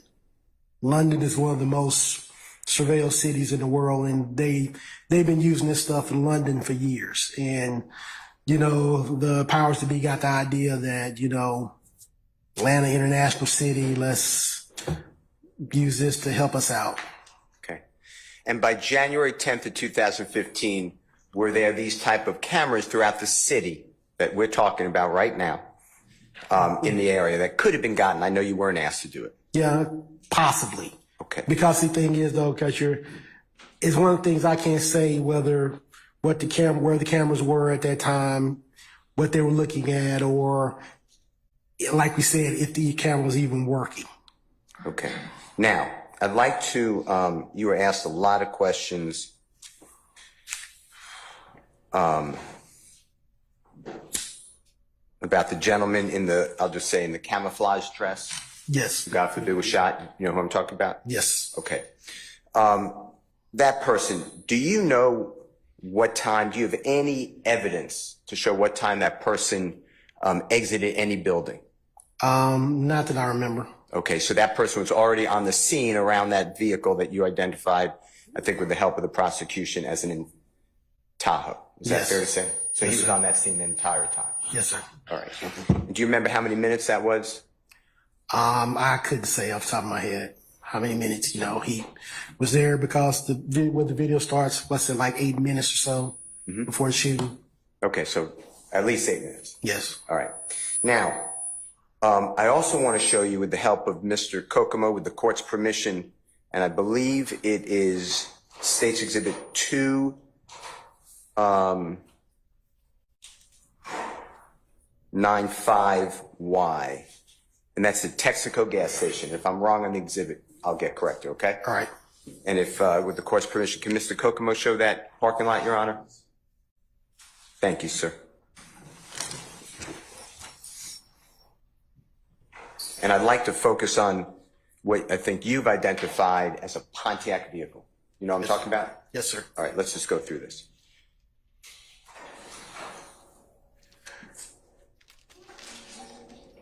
Do you know whether the images can be zoomed in on?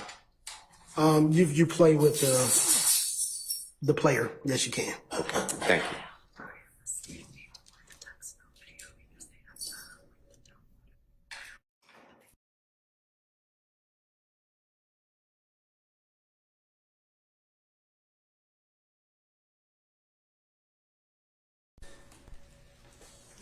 I have 295Y. 295, which, what part? The parking lot, zooming in on the Which camera? Pontiac. I believe that's camera 10. Thanth you. Which camera is it? If you show it, then I'll be able to.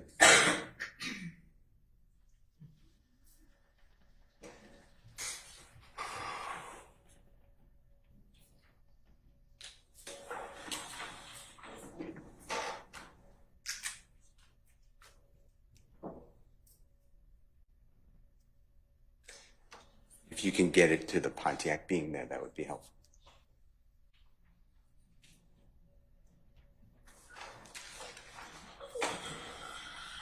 Your Honor, for the record, this is States 295Y, camera 10, according to the Honorable Douglas Weinstein, and I'll give you the time in one moment, Your Honor, once Prosecutor Love puts it on the screen.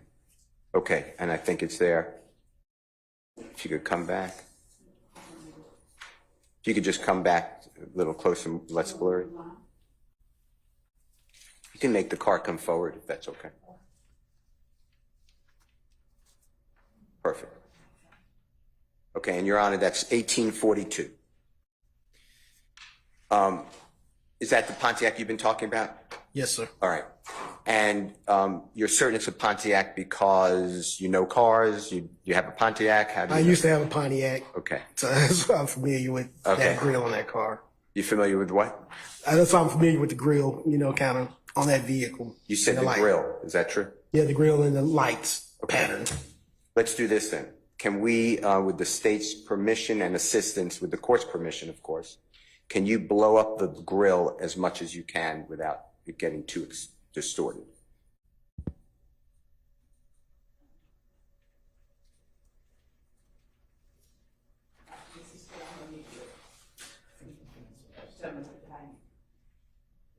I'm sorry? Maybe. Can you zoom in on the grill? The car.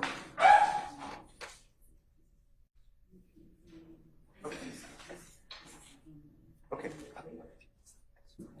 Okay, that's fine. All right, do me a favor. On that, if you could just put it back on the screen if you don't mind.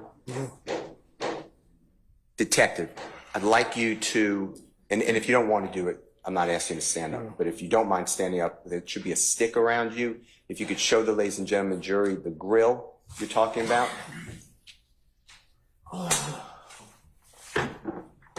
This portion. Okay, now, explain to them what you mean by seeing the center of the grill. Well, just the general shape of it. Okay, and then can you do me a favor? Using the pointer, can you show the ladies and gentlemen the center of that grill? Is there a vertical line or design in the Pontiac that you recognize?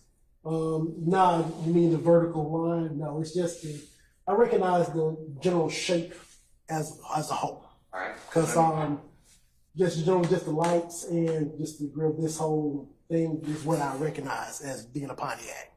And that's, I'm sorry. I'm not a vehicle expert, but I just used to own one. That's why I just. John, may I approach the screen just to point for a second? Yes, you may. If you just help me out for a second. So I'm referring to.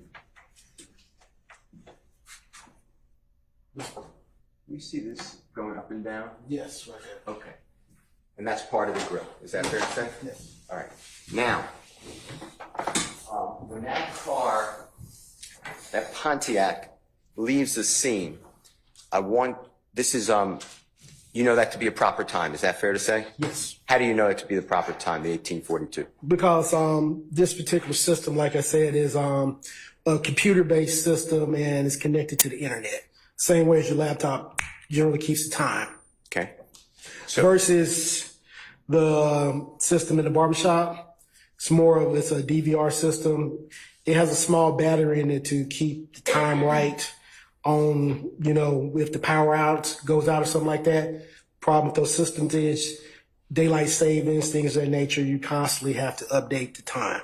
that's more human error. It's human error because most people don't know, how to do that.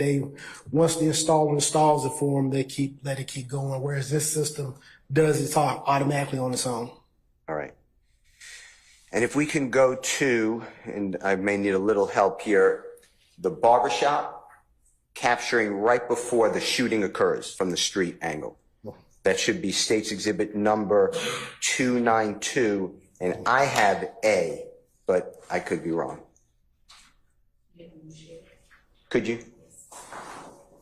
You have it? Oh, Mr. Kokomo said he's doing it. Thank you. He said he's doing it. Thank you, Mr. Kokomo. Thank you very much, though.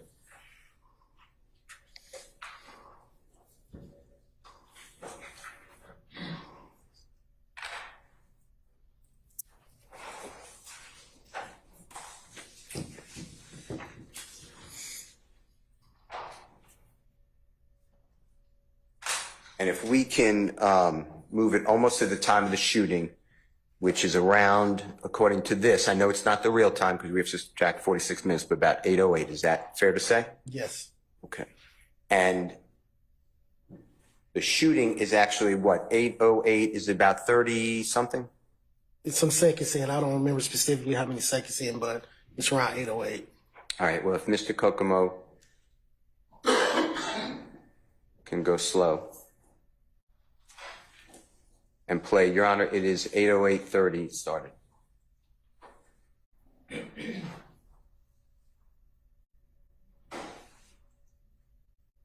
Okay, and 8:08:40 I got approximately, that's when the shooting occurred, right? Okay, if Mr. Kokomo can go back to maybe 8:08:20 seconds, I'd like you to look for, was a Pontiac a lighter colored car in the Texaco gas station? Yes, it looked to be. Okay. I'd like to see a car before the shooting.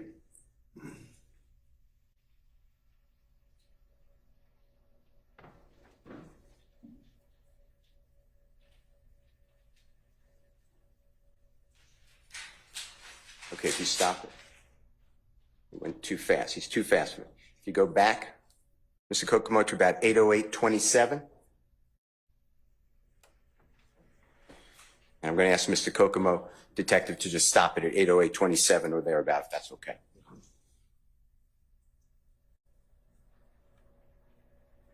Okay, it stopped at 8:08:26. Mr. Kokomo, are you able to blow up and zoom in on that car? Can you blow it anymore?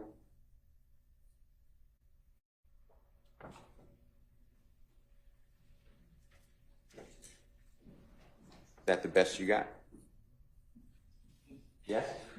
Okay. If you can zoom out just a little bit.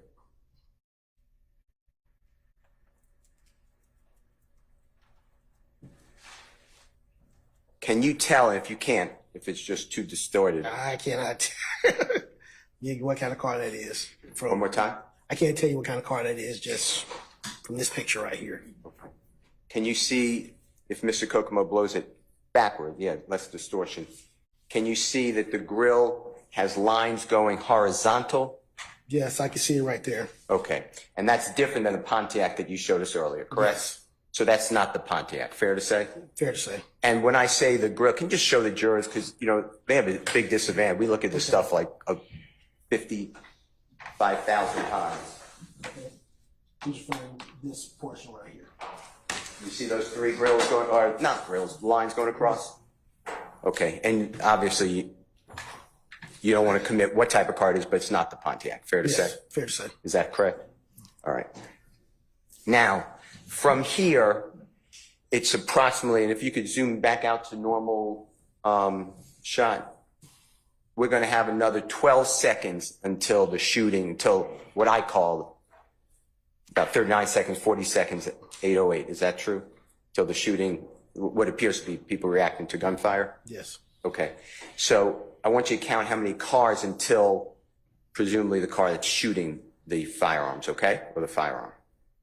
Okay, if you could play it, Mr. Kokomo. If it slows, that would be fine too. So you could stop it right there. If you go back, Mr. Kokomo. At 8:08:22, he's going to play it. If you could, Mr. Kokomo. That's some sort of SUV. This is the car we just stopped on, right? Mm-hmm. Not the Pontiac. This is another car, another SUV, and then this is going to be another car, and then we're getting up to the time of the shooting. Fair to say? Yes. All right. The other cars that were in sequence, they were not the Pontiac either, right? Color-wise? No. Am I correct?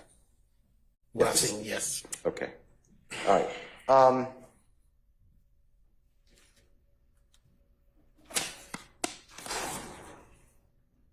Do you remember how long it took until you see the blue lights on the timer? When I say how long it took, I'm starting with, you know, the 8:08:41. Yeah, well, about 45 minutes or so. Okay. And then the jurors have seen it, so I don't want to waste anyone's time. So whatever's captured, though, you can see the lights. Yes, you can. Flashing even inside the barbershop. Fair to say? Yes, sir. Fair to say. All right.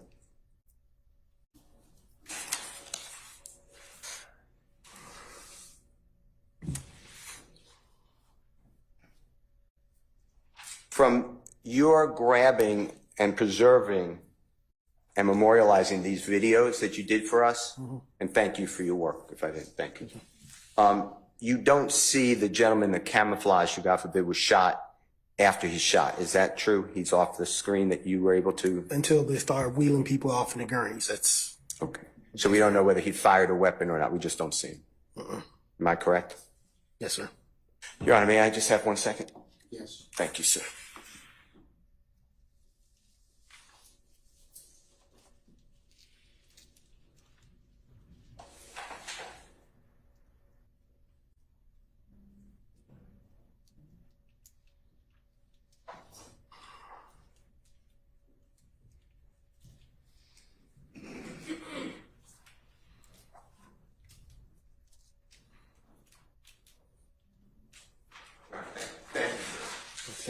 Redirect. Excuse me, Your Honor, I have about 5 minutes. I thought you told me you didn't have anything. Oh, you deferred. Okay, all right. Yeah, let's go. I promise to be quick, Your Honor. Yeah, famous last word. We'll see. I know. All right. Go Okay. ahead, sir. Take your time. Thank you. Good afternoon, Detective Yeah, T. how you doing, sir? My name is Doug Weinstein. I'm Diamante Kendrick's attorney. All right. I just have a few questions for you. Mr. Kokomo, would you publish with the court's permission 292 Yankee Alpha?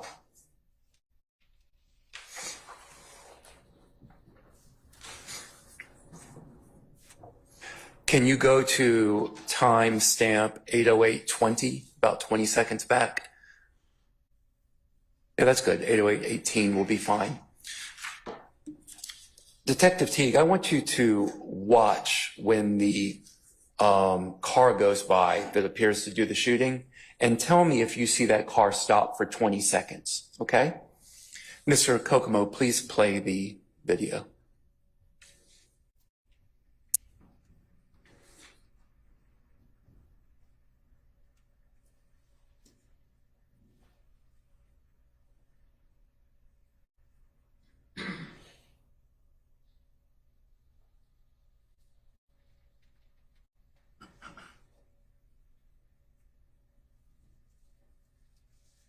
Okay, thank you. Do you see the car stop for 20 seconds like something out of Boys in the Hood? No. Okay. Do you recall a few short minutes ago you testified about State's Exhibit 295 Yankee, the GeoVision system in Texaco? Yes. And on camera 10 at timestamp 19:17:17, you saw a man in a black coat. You testified that you saw a man in a black coat get in the driver's side of the Pontiac. Do you recall testifying to that? Yes, I did. And then you testified that at 19:17:27 that the Pontiac pulls out of the gas station, correct? Yes, I did. Do you ever see the man in the black coat get into any other car? No. So the last that you see of the man in the black coat is that he gets into the Pontiac and the Pontiac pulls out, correct? Yes. Okay, I have no more questions. Thank you. Any other counsels?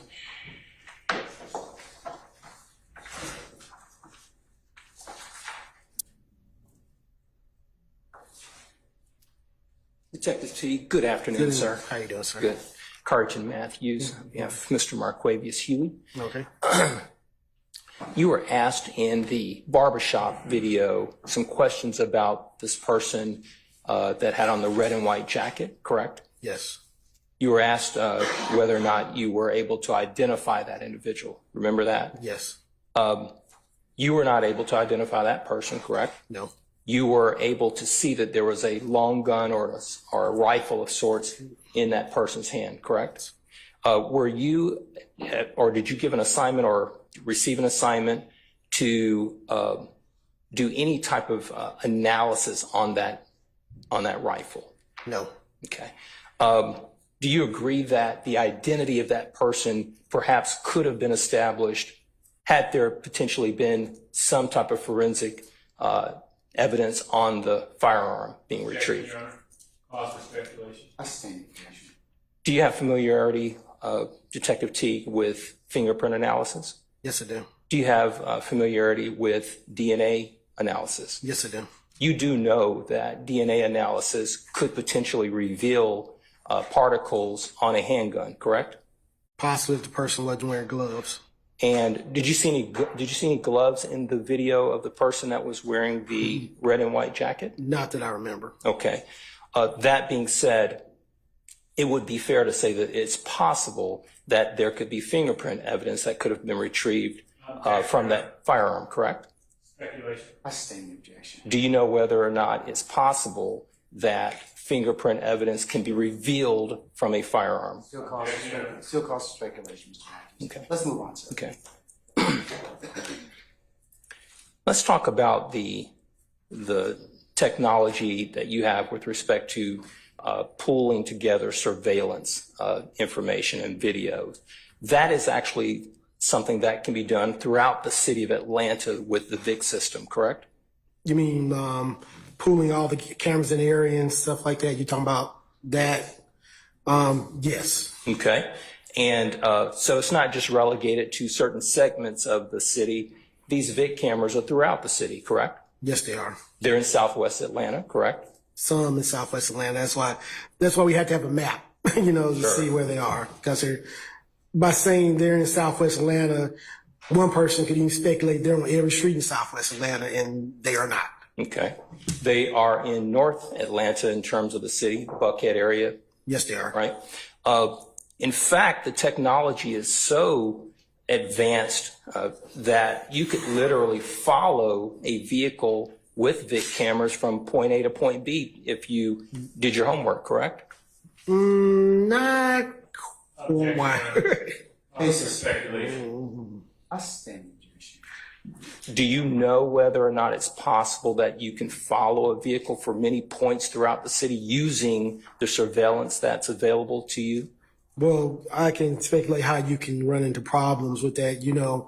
Ideally you think that, but as I already said, a lot of the systems, pan-tilt zoom cameras only look where they look.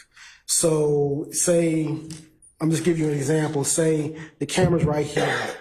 Just because the camera is right here doesn't mean that the camera's looking at the street. The camera could be panned looking at a field, something, or straight along the sidewalk, or even straight down, depending on what the last person left the camera at.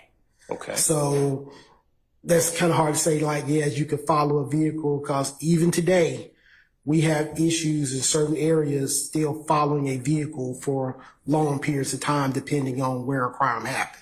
Okay. Were you ever asked or received any assignment to do any surveillance or retrieve any camera footage from a 741 Morosco Drive, Northeast Atlanta, Georgia? Objection, Your Honor. This is irrelevant.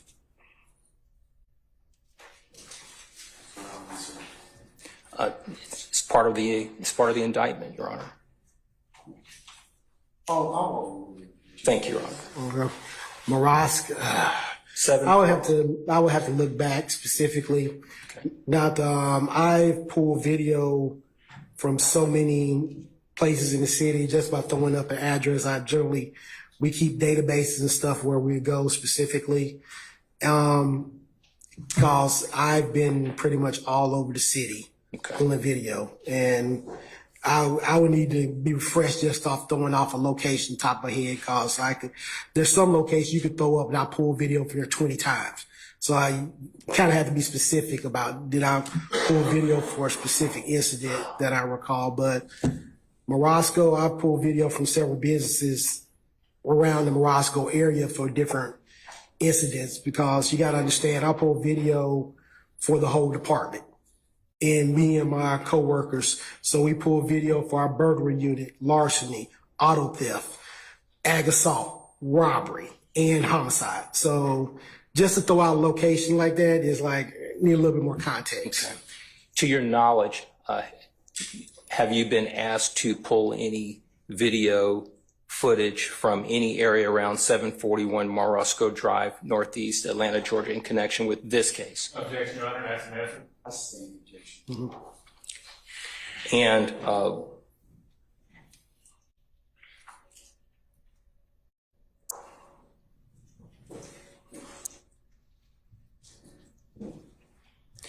the video footage that we've seen and that you've testified to here today, we have not heard any audio footage or audio with respect to any of the video surveillance at the Texaco, correct? Correct. And there was no audio, correct? Not that I know of. Okay. And there was no audio that you were aware of in any connection with the barbershop, correct? No, not that I'm aware of. So you're not aware of any conversations or any discussions that were being had in any of these videos that we've seen, correct? No. Okay. Thank you. No further questions. Any further inquiry? Any defense counsel? Redirect.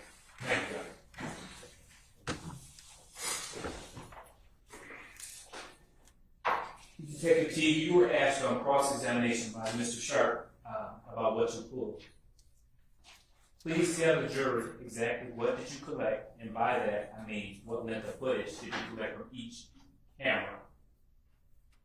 For this connected, I collected an hour's worth of footage from each camera on each system.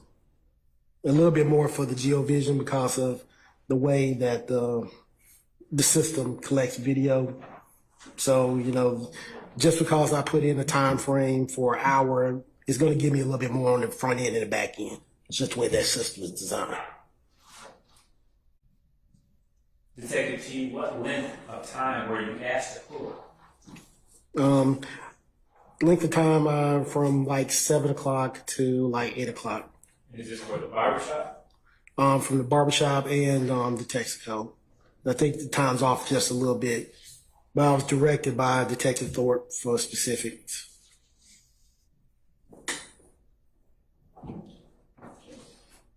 You were asked on cross by Mr. Sharp and Mr. Shield about what the person in the camouflage did before the footage shown in stage 292 Yankee Alpha. Were you at the barbershop just in that footage just before 7 p.m.? Was I at the barbershop? Were you on scene? No.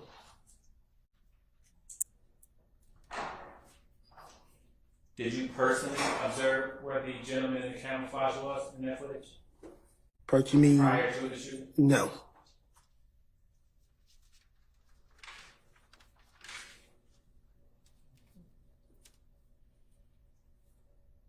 And were you personally on scene when the SUV in stage 292 Yankee Alpha was parked in that parking lot? No. Detective T, you were asked on cross about LPRs and big cameras. To your knowledge, were there any LPRs or big cameras at McDaniel in Northside on January 10, 2015 that you know of? Oral, sir. None that I knew of at that point. You were asked on cross by Mr. Steele to explain the capacity of law enforcement to pull footage from areas. Are there more cameras now than there were in 2015? Yes.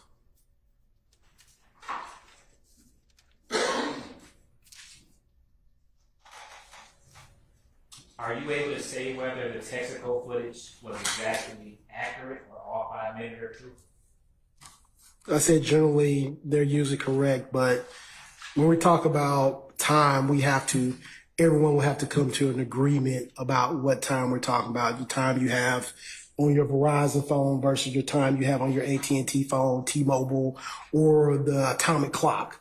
So we generally say, you know, that's why we like to use approximate time. Mr. Matthews asked you about the advanced nature of cameras. Were cameras in 2015 as advanced as they are today? No, nowhere in the ballpark. Brief indulgence, Your Honor. All right, sir.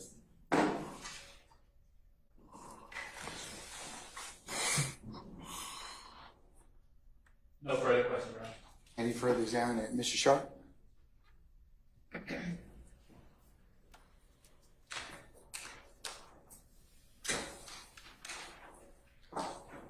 Investigator T, you were just asked about the presence or availability of VIC cameras or LPRs. You remember that? Yes. And you said none that you know of were available. The way you determine if LPRs or VIC cameras are available is you look for them, correct? Two ways. Either one, you're standing out there and you see it and you can point it out, or two, you look at the map. Look at the interactive map. Yeah. Did Detective Teague ever ask you to look for... Thank you. I'm getting to know him. Did Detective Thorpe ever ask you to look for VIC cameras? No. Did he ever ask you to look at the interactive map for VIC cameras? No. All right. Did you ever look for VIC cameras or the interactive map? No, I keep it moving on to the next request. Because you're not the lead investigator, correct? Well, I'm not. Thank you. Any further examination? Yes, Mr. Steele.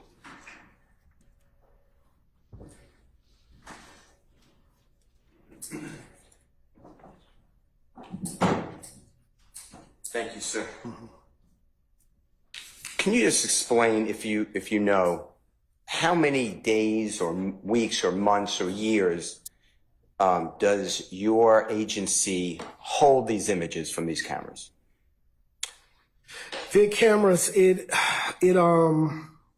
basically our cameras specifically, the city holds for like about 2 weeks as of today, right now. Private cameras that are piped in through the system, the videos aren't technically stored on city servers. They're stored on the servers of the hard drives that's actually owned by that specific business. The city just has access to the recordings, so that can vary.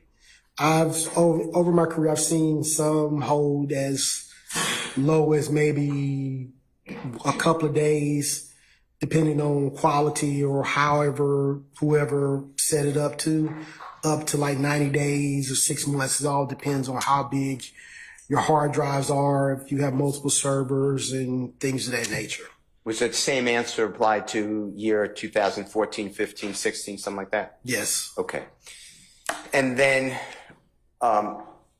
did you actually watch with the owner of the barbershop and I'm going to say the manager, but whomever at Texaco? Were you there on the scene, actually able to watch the video and then download it or capture it? No, usually, the process I use is I go in, and first thing I have to do is I have to establish the time offset if there is one. And once I've established the time offset, I'll pull the time frame that the detective referenced. Once I pull the video, these systems, you can't watch the video while it's pulling. You get a progress bar like you're downloading something. So you pick the cameras and you put the start time and end time, and it downloads. Once I get back to the office, I make sure that what was requested is being shown, at which after that, all the evidence is turned over to the lead investigator. And when you say the offset, that's the 46 minutes approximately that you're referring to in this case? Yes. And then you did the same protocol. You gave Detective Thorpe or one of your coworkers the downloaded playable videos that you shown this lady. Yes, it goes directly to the lead investigator. And then the lead investigator, you watched the videos to make sure they were there. Yes. Otherwise, you'd go back, I assume. Yeah, and go back, and then the lead investigator, he's supposed to watch them again. Over time, sometimes they've asked, well, can you go back and get before, or can you go back and get after? Never was requested to go back and get any more. In this case? In this case. Even though the car is driving past the barbershop, past the Texaco, and makes a turn? I sustain the objection. Yeah. I didn't answer the question? I sustain the objection. Okay.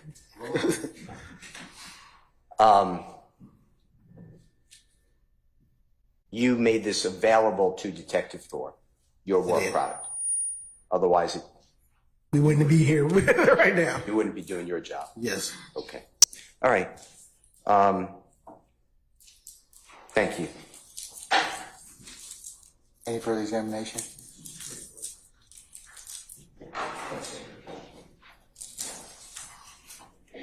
Detective Teague, just one or two questions.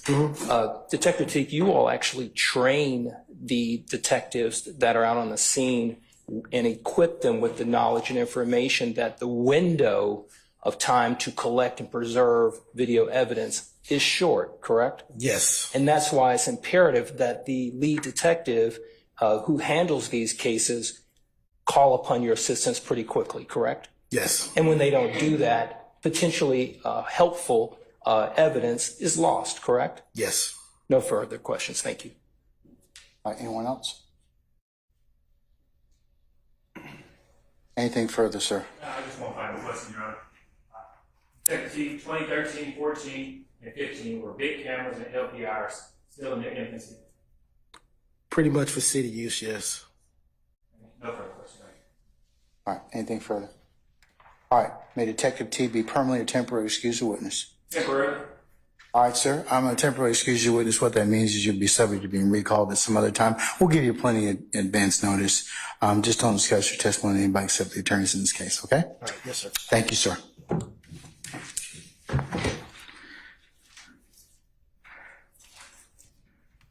All right, ladies and gentlemen, let's take a comfort break, about 15 minutes, and we'll come back and see where the rest of the day leads us, okay? All right, we're in recess.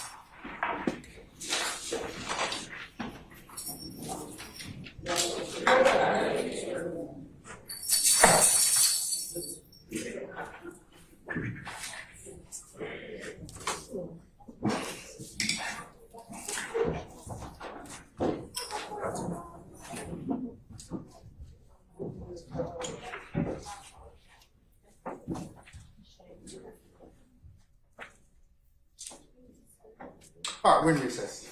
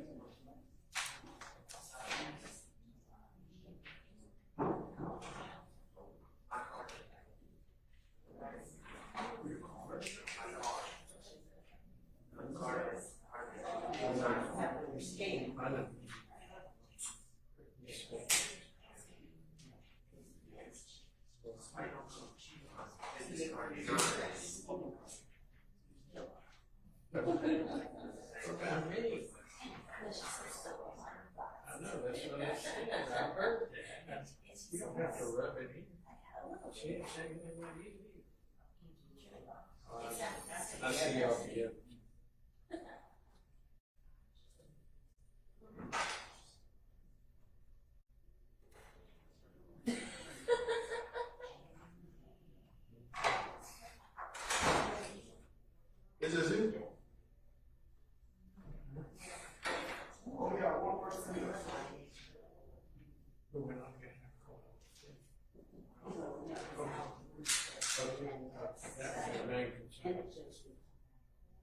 That's I understand.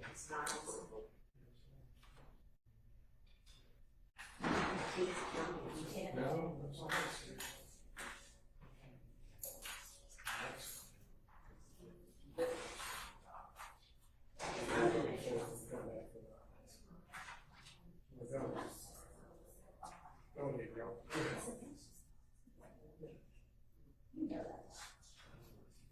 I'm pretty sure.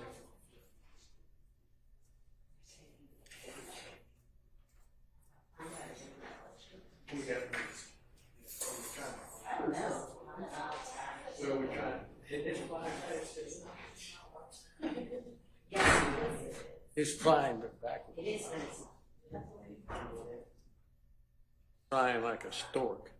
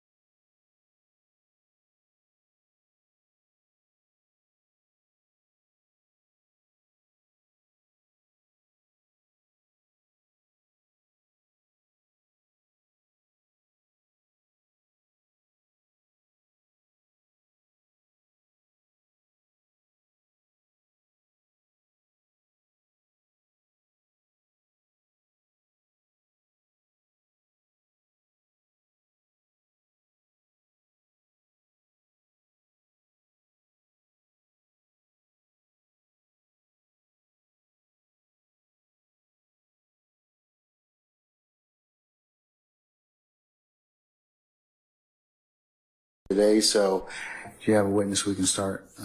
Members of the state.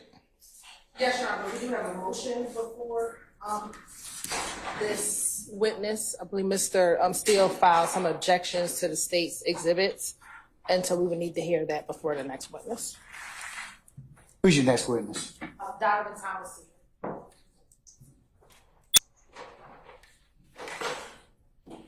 I'll tell you what, then let me excuse the jury. We'll take up the motion, and then we'll use that for the rest of the day.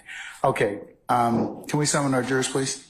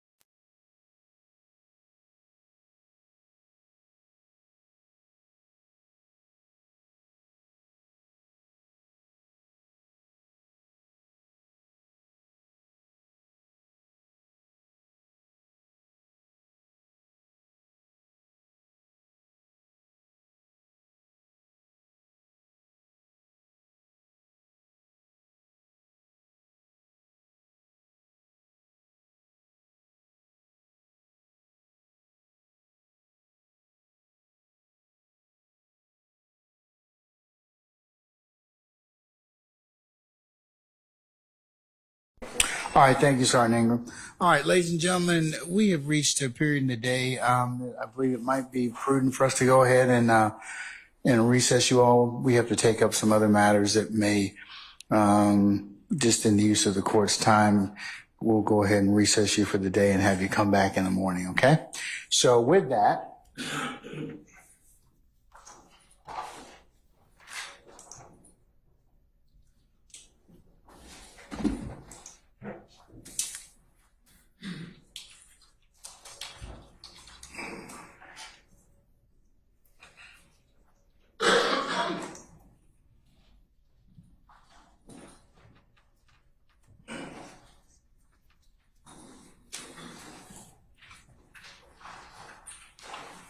all right, ladies and gentlemen, for the 5th of June, tomorrow, report for 9:30 for anticipated 10 o'clock start time.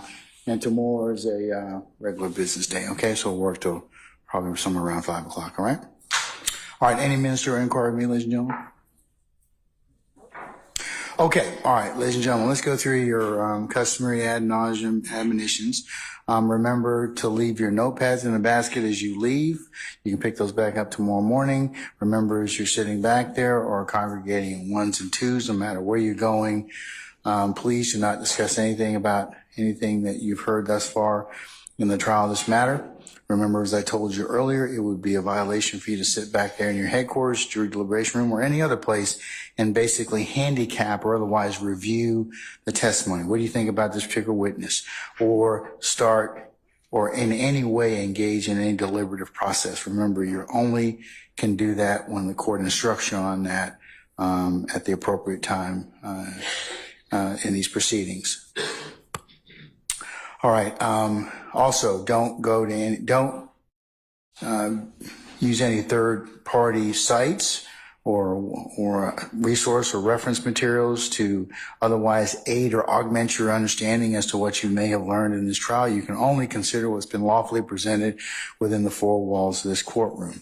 Also, it would be a violation, remember, ladies and gentlemen, for you to go to any of the scenes that are depicted or you might have learned through the testimony in this particular case. Don't go by any of the scenes and take any pictures, drawings, or any other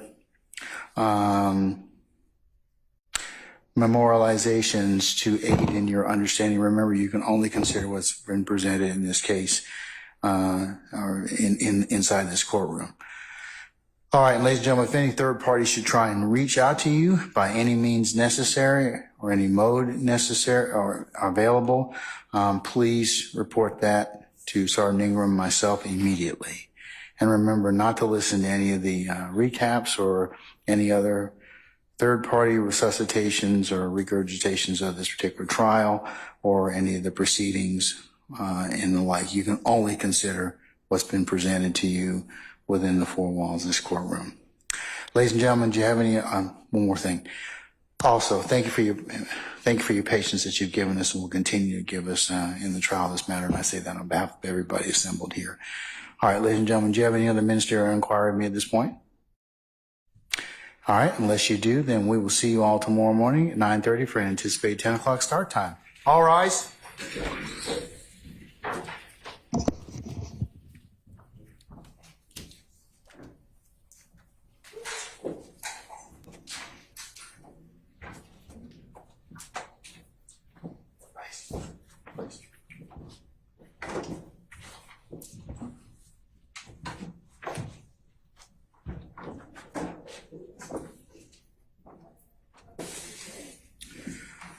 Okay, ladies and gentlemen, our jury has left us.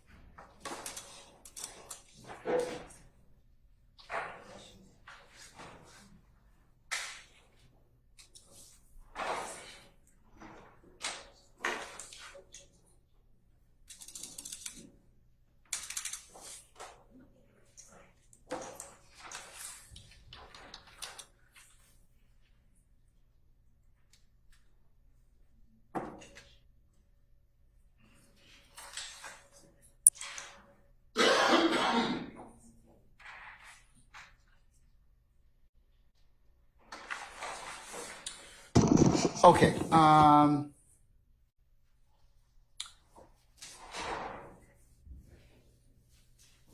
Ms. Hilton, did you send an updated Donovan Thomas, what's labeled as an email on Friday, the 31st of May at 11:51 approximately with an attachment Donovan Thomas Senior PowerPoint?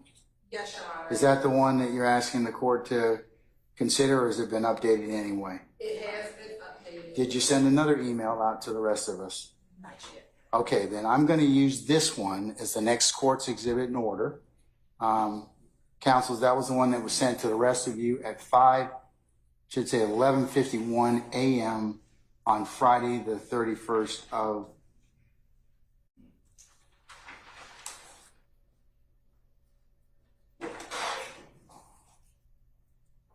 May 2024.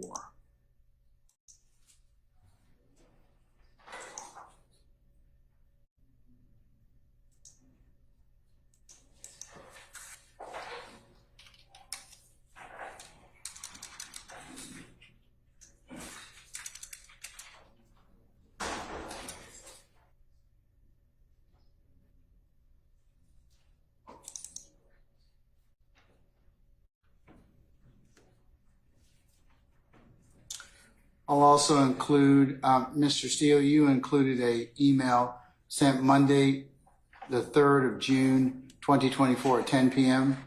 in opposition to the particularized exhibit numbers that the state presented in the PowerPoint. Is that correct, sir? You are correct, sir. All right, I will include that as the next course exhibit in order.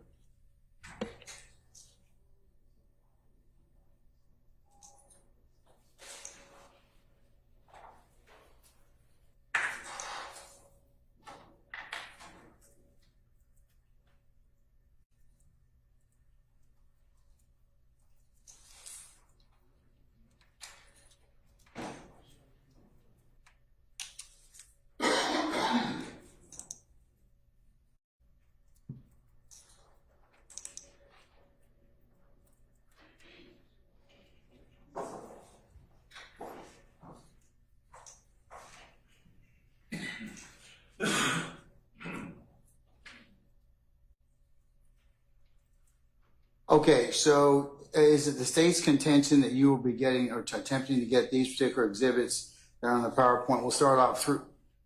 through the testimony of Mr. Donovan Thomas Sr.? Yes.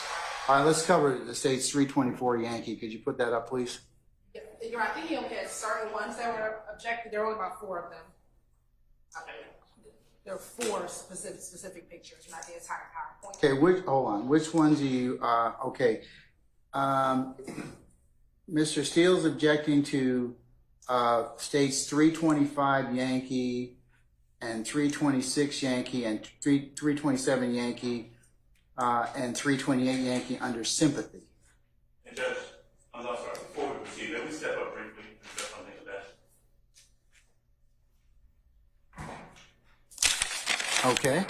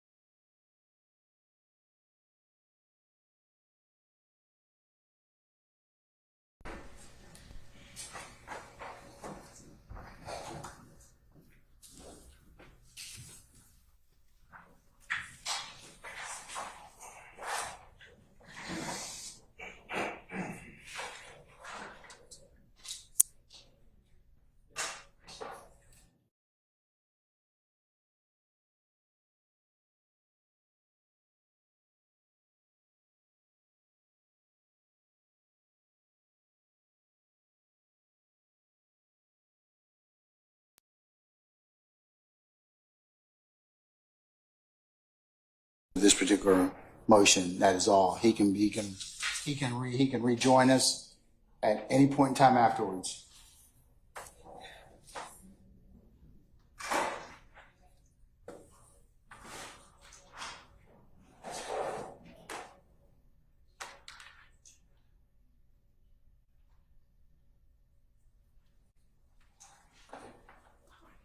Okay, Ms. Hilton, what about the ones I was just mentioning now about Mr. Steele specifically having objections as to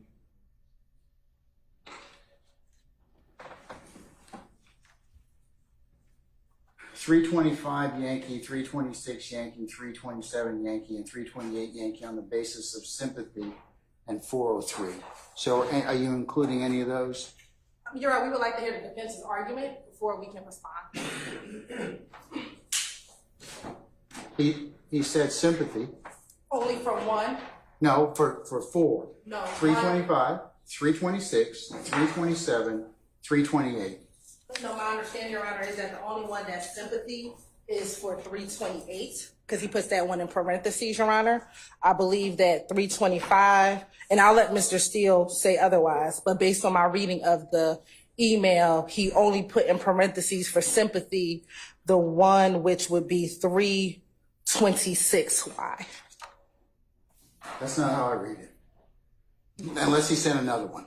So I would think that we would like to hear from Mr. Steele first so that the state can make sure that we're answering the questions. You got anything further, Mr. Steele? Sure. Yeah. Your Honor, would it be easy, and can I ask the court, maybe the state can put up each of the exhibits Yes. so we all? Put up 325 first.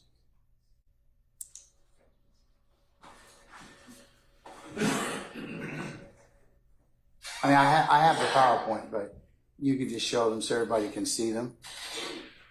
Okay, so I was, and Your Honor, in my email, it says at the beginning, Ms. Hilton was correct, sympathy is just for 327Y. In the introduction to it, I objected to. 327 Yankee. Right. Okay, all right. So what's the basis for 325? Everything else I wrote in the introductory, Your Honor, hearsay. So it was a hearsay objection to everything else, except one of them, I believe, is, there's a couple of different, but as I introduced the court, I said below are my objections under hearsay statute. I'm not looking at my email, but I wrote that. And then I added sympathy to that one, but Okay, so it's a hearsay objection. 325 is hearsay, Yeah. has a picture of four people in it, and So it's redacted. So I was looking, I have multiple from the state, but if this is the one they intend to show, that is satisfied. I was objecting to the Okay. statements on the. all right. So anybody else have any other objection to 325 Yankee? If not, then assuming a foundation can be laid, all right, we'll move on to 326 Yankee. And if it's redacted, I won't have any problem, Your Honor. The only problem Let's put it up first. okay, sorry. That's see if I can see it. Okay, 326 Yankee. All right.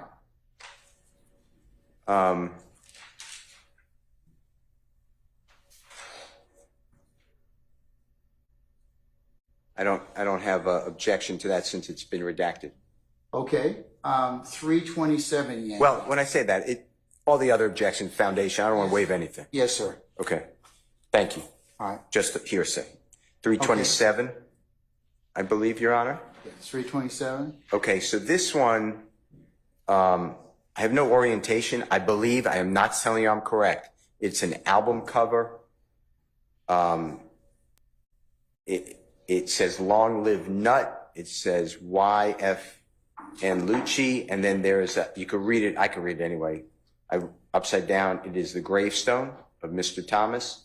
So I am objecting to that both under sympathy and the album cover is a gentleman who the state has on the witness list if they want to call him, but they said that they indicated anyway, he doesn't seem to appear on a witness list that's coming up. So that's why I'm objecting. And the album cover is released, this is my information. I'm not telling you the state may have different thoughts, but I have March 3rd, 2017. So I don't see the relevance / I see a lot of 403 issues I'd like to raise, including sympathy. Okay. All right. Let me hear from the state, Mr. Steele. Yeah, okay. It's okay. All right. Madam. 327 Yankee. Yes, Your Honor. So, Your Honor, this picture is a picture of Rayshawn Bennett, and the title of the album is Long Live Nut. What the significance of this album or this particular picture, not even the album, is to show the continuous relationship between Mr. Bennett and Mr. Donovan Thomas even after death. So what we know, what I believe will come out through testimony with Mr. Donovan Thomas Sr. is that both Mr. Donovan Thomas Jr. and Rayshawn Bennett had a business relationship. Mr. Donovan Thomas Jr. is actually the individual that brought Rayshawn Bennett to TIG Records, and you're going to hear some of that testimony tomorrow. But what this indicates that it was more than just a business relationship, it was a friendship, because even after his death, he decided to name an album after this individual who had passed away 2 years prior. Why is that relevant? In the midst of what the state believes was a gang war in 2017, and I'm actually getting ready to get the date specifically, is that we believe YSL continued to target Mr. Rayshawn Bennett as a result of, or as a part of this gang war. So immediately following the murder of Donovan Thomas, you're going to hear, you've heard some testimony that Rayshawn Bennett's mother's home was shot up. Then as years progressed, YSL continued to antagonize Mr. Bennett.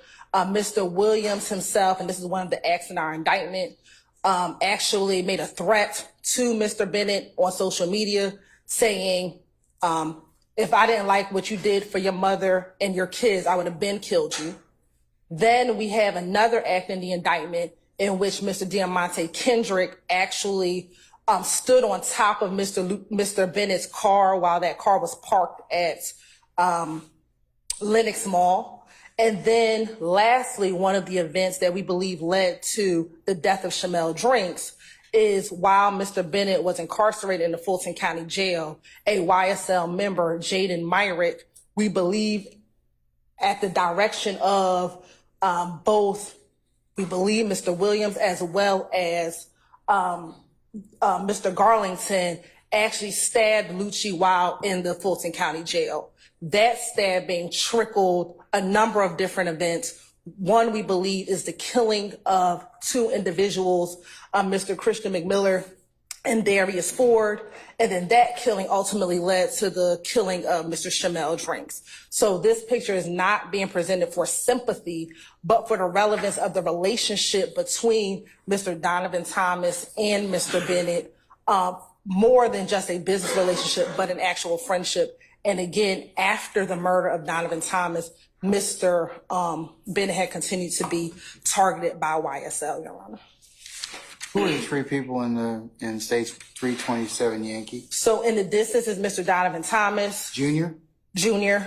Standing is, of course, Mr. Lucci, Mr. Rayshawn Bennett, and next to that is Donovan Thomas's son. Donovan Thomas Jr.'s son. But those are the three individuals in the picture.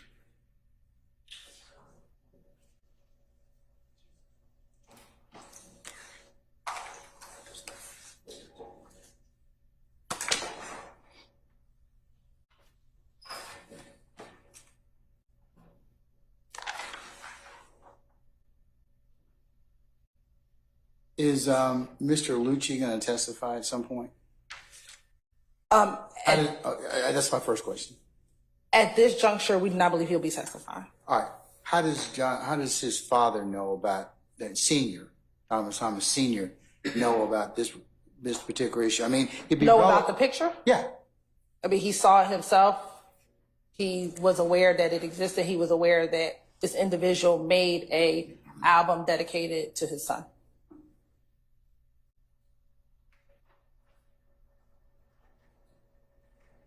And he knows that that's his grandson on the picture.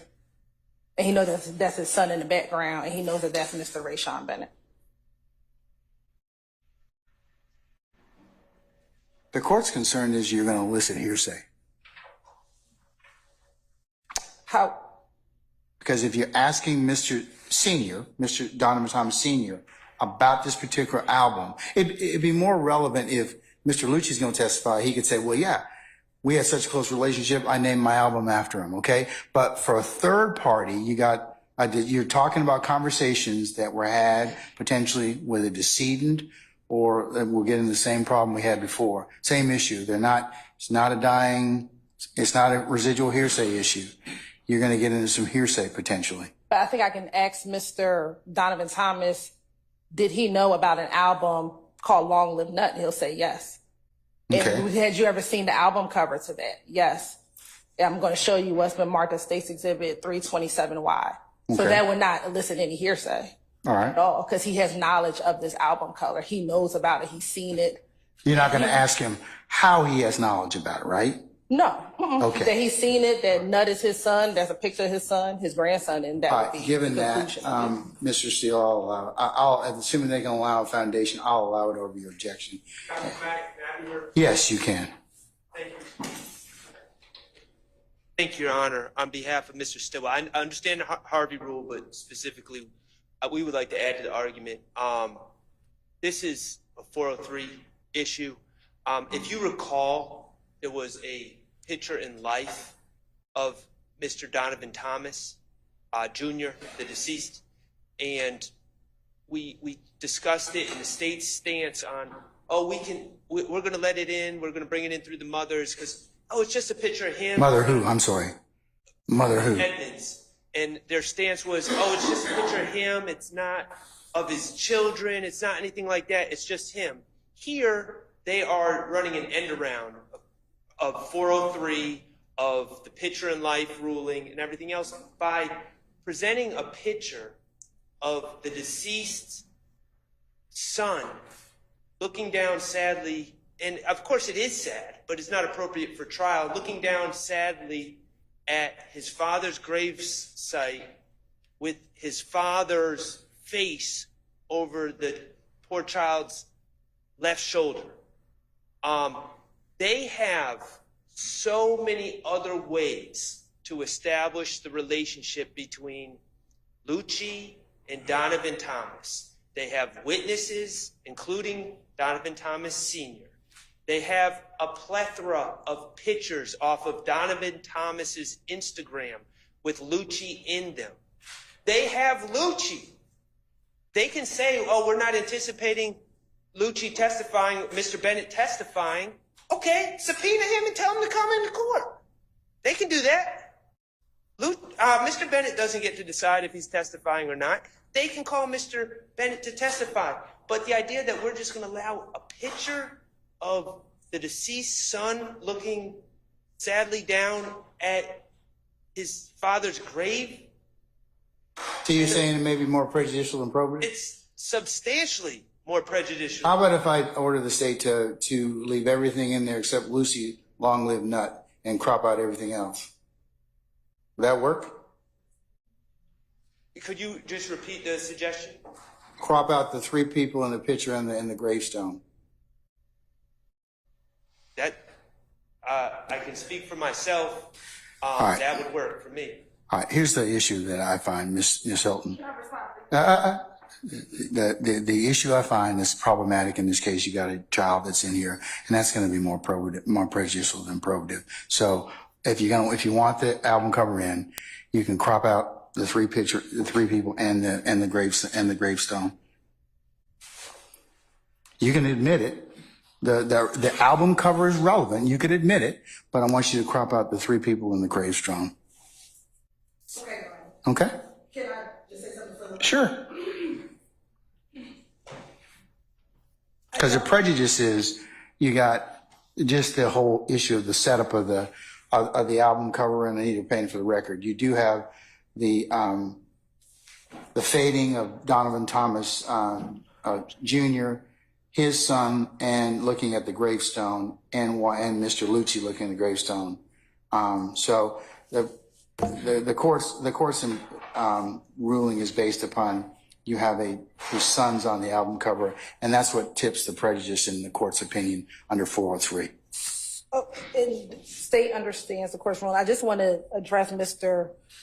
Shard's argument, because although they say it's prejudicial, what I also hear them saying is if we bring Lucci in, then it'll be fine for us to put the album cover up. So if it is fine, if Lucci comes in and we put the album cover up, then the prejudice is not different or the same. Matter of fact, I think It's still Mr. Bennett it still would be prejudicial. You'd still have the same objection. I'd still have to rule upon it because you've already got the issue of a child and a person he did an album with cover Mr. Lucci, who's holding some flowers and then looking at the grave.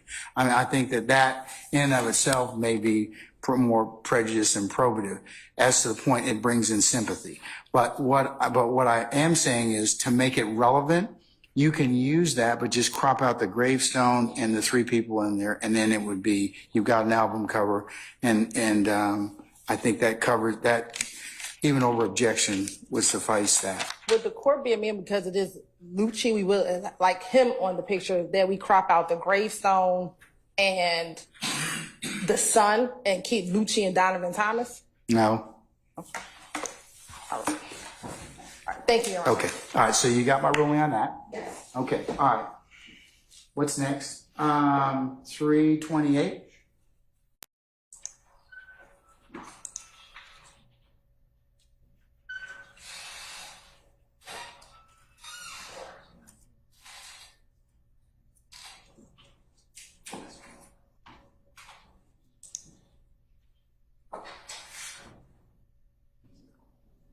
All right.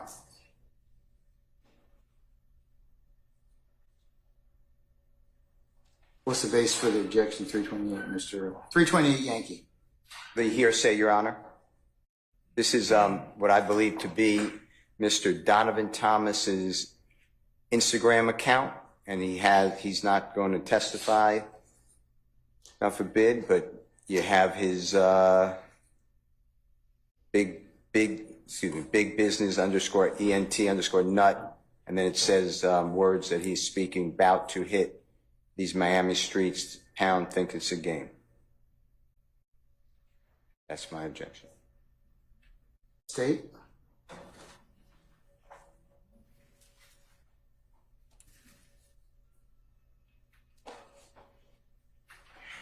Your Honor, in this particular exhibit 328, why we're not offering for the truth of the matter asserted that he's about to hit these Miami streets. Whether or not he was about to leave his room or not to go hit the streets is not what is relevant. I mean, it's not what we're offering this particular picture for. So it's not hearsay, because we're not offering for the truth of the matter asserted. And what are you offering it for? If I can ask, what are you offering it for then? Sure. So specifically that in and around this time, there have been several exhibits already admitted. A few with, I believe, Mr. Williams in there around this May 2014 timeframe that have come in, and this was another of those pictures in their sequence of pictures. And so I believe it's Williams 13.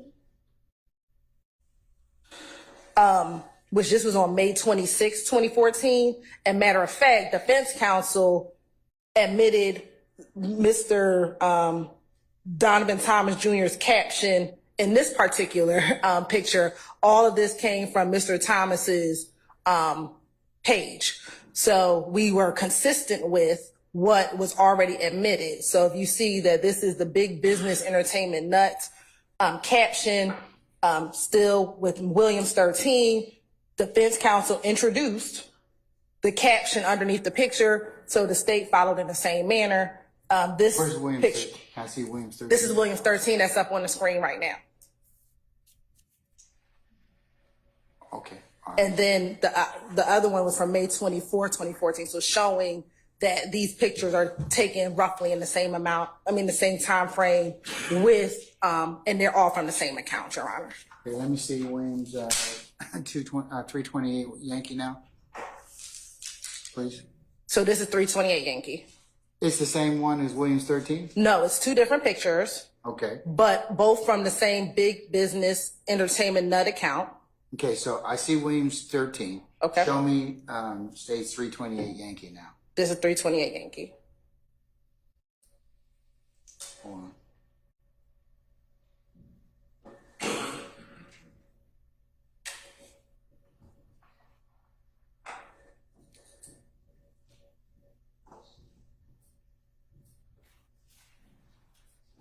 Okay, one more time. Let me see. Sure. Williams 13.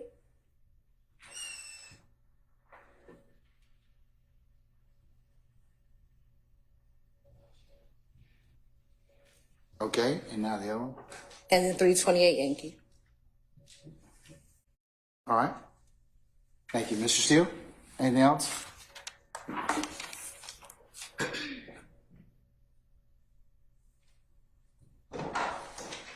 Terms of,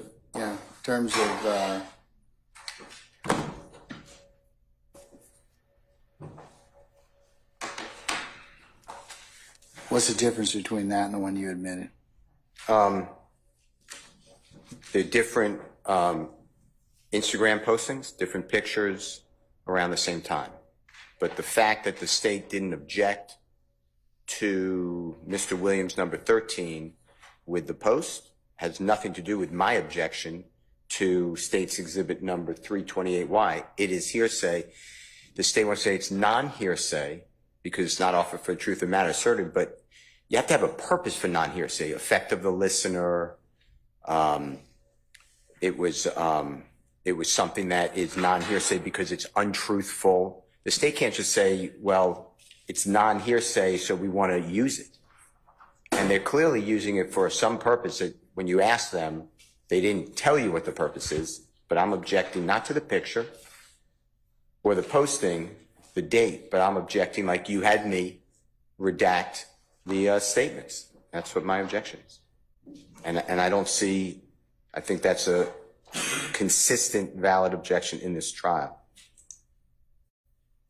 And the state may have wanted in Mr. Williams 13, that posting. I don't know. I'm not asking the strategy, but I just put it in. I don't have any strategic position, but I did want this to be removed because it's hearsay. All right. That's my objection. Okay. Anything else, Ms. Hilton? Yes, Your Honor. Okay. As to 328 Yankee, before I rule upon that.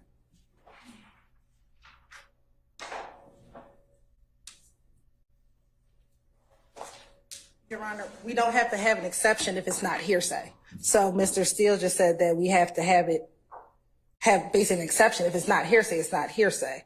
We're not offering it for the truth of the matter asserted, so it's non-hearsay. Therefore, we don't need an exception. What are you offering it for? Because if you're offering it for, if it's not, remember, hearsay is an out-of-court statement to prove the truth of the matter asserted. So what is it that you were asked, what's your rationale, or what does it fall under? Sure, it's relevant to show the context of other pictures that are now in evidence. So Williams 13 is in evidence. So we also have 328Y, and then I think we have a few others that are all from this time period of May 24th through about about June 4th. All of these pictures all come from the same account. So it's context to show these pictures are kind of all in line and in succession of one another, of each other. So that's the state's purpose of. The pictures are fine. It is the statement itself. So I'm going to go ahead and sustain that objection. So just cut out the big biz and not about to hit these Miami streets underneath that through the date. So we need to take out that this is his account as well at the bottom? I'm sorry? So the big business entertainment, none is his account. No, leave that. Like by Traz and 371 others. Underneath that, all the way through view 13 comments, just you can leave in the May 24, 2014 and the big biz and nut. I mean, you got it on both top and bottom. That's fine, but just take out everything else underneath the heart, we call it the caption and the paper airplane underneath there through view 13, all 13 comments. You can leave May 24th of 2014 and leave big biz and nut at the bottom and top. Thank you.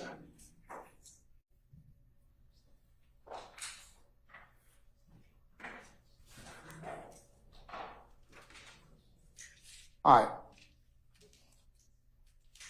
What else are you gonna, what other pictures are there objections to, are you gonna try and show? I believe those are only 4 indicated. All right.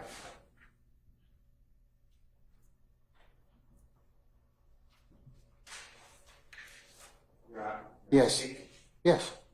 The state also gave us Jeffrey Williams number 222B. And it's in evidence, but they changed just like they did in the Mr. Williams number 13. I don't know, somebody changed the exhibit sticker. It now says defense exhibit 222B. Mine is Mr. Williams or JW 222B. So I don't know if that matters to the court. I just don't want it to be confusing because I actually do. I'm going to let, unless it's something that needs to be taken up now, what I'll do is I'll get Ms. Weaver to check what's been admitted against what you all have, but we don't need to do that right now unless it's going to be shown to the witness. That's fine. Can I give you two others in for, it's okay for Mr. Weaver to look at? Yes. Okay. The next one is Jeffrey Williams 2 or JW 222A, and the state changed it to defense 22A. Yeah, we corrected that to be 222A. And then again, it's the same defense versus JW. And then on state's exhibit number 331Y, that can be shown. It has the word Donovan Thomas Sr. I don't know why that's there, so I'm objecting. We've corrected that as well. Okay. Those are my objections. It's also for Ms. Weaver, the JW 13 became Williams 13. I don't know how it changed. But anyway, Your Honor, and can I just make, I understand the court's ruling, can I just make a more full objection to states 327Y, and that's the album cover. I know the court ordered that, I appreciate it. But I still just will pose an objection, so I just wanted to alert, but I'll report. The parties that getting into the relationship between Mr. Thomas Jr. and Mr. Bennett or anyone else, I've already objected to, because unless Mr. Thomas Sr., the witness, has competent knowledge of how to testify to that, that would be hearsay. So I know you took it up and said we're going to take that up. If it's an observation, that's fine. But I don't believe that naming someone's album and saying "Long Live Nut" should ever come into this trial. I don't see how that's relevant, and it was not said by Donovan Thomas Sr., the witness. So I just wanted that. I understand you took everything out, and I appreciate it. It's just I still think that that is hearsay, and there's no way for Donovan Thomas Sr. to get it in under my understanding of the facts of this case and of the law applicable. So I just wanted you to do that. I appreciate what you did. I'm not trying to continue to go back. I just wanted to make that for the record. Your Honor, also, can I go into a further topic? Anything further, the 327? Your Honor, again, it's the fact that this occurred, that Lucci did it, that he actually created the album. That's it. So That's stand wrong. on that proposition. So, I'm taking your objection under objection for purposes of the record, and I'll give you a continuing objection. Okay, and I'd like to sir. obviously cross-examine Mr. Bennett. I don't know if he was paid a lot of money to do that. Okay. Mr. Smith, always polite, told me outside during one of our breaks that the handwriting expert, the state has no intention of putting in the indictment that they gave, any character, and will eliminate any personal information like Mr. Williams' driver's license number or passport, etc. And the state has 2 pages, and I will look at them, and Mr. Smith will make them available. If we need any further matter on that, we'll let you know. And then the state also gave us, it's not labeled, so I can't do exhibits, but they gave us additional potential exhibits by the Honorable District Attorney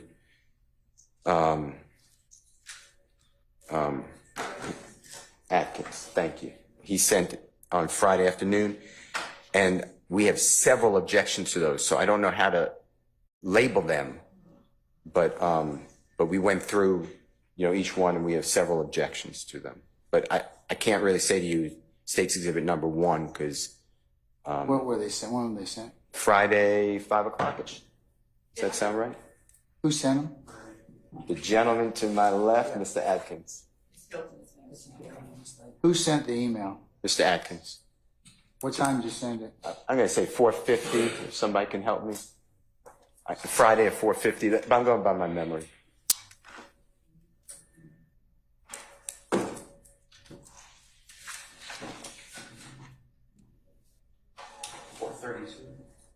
Mr.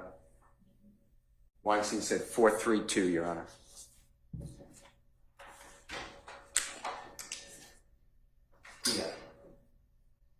Is it one with a Dropbox link?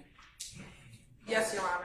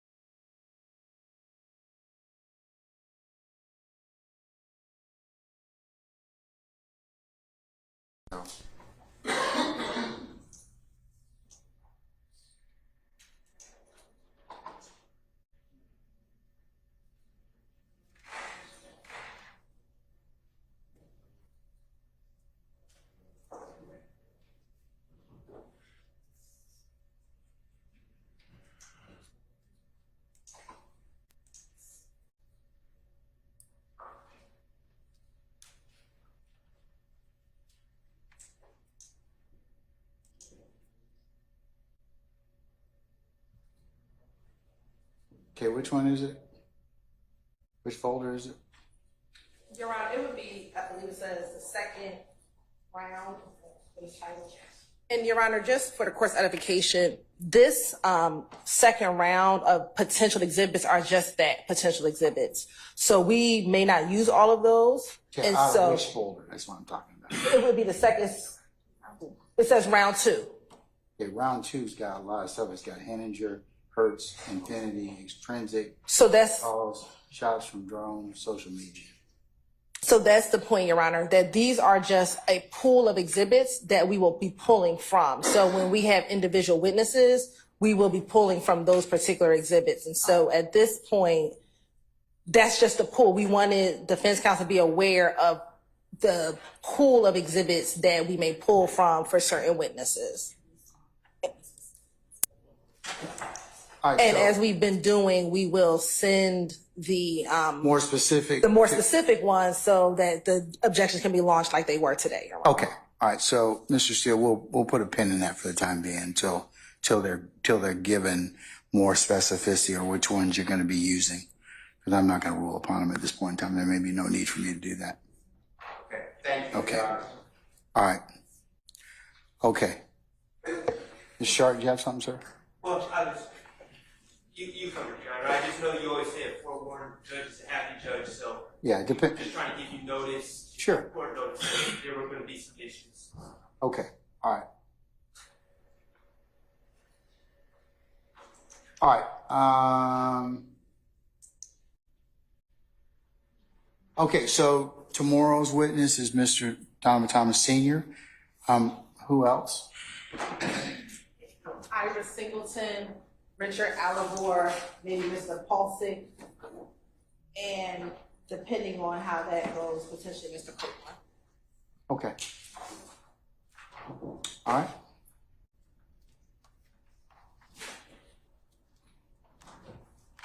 All right, folks, and we'll see, unless there's anything else, I'll see you all tomorrow morning, 9:30 for an anticipated 10 o'clock start time, all right?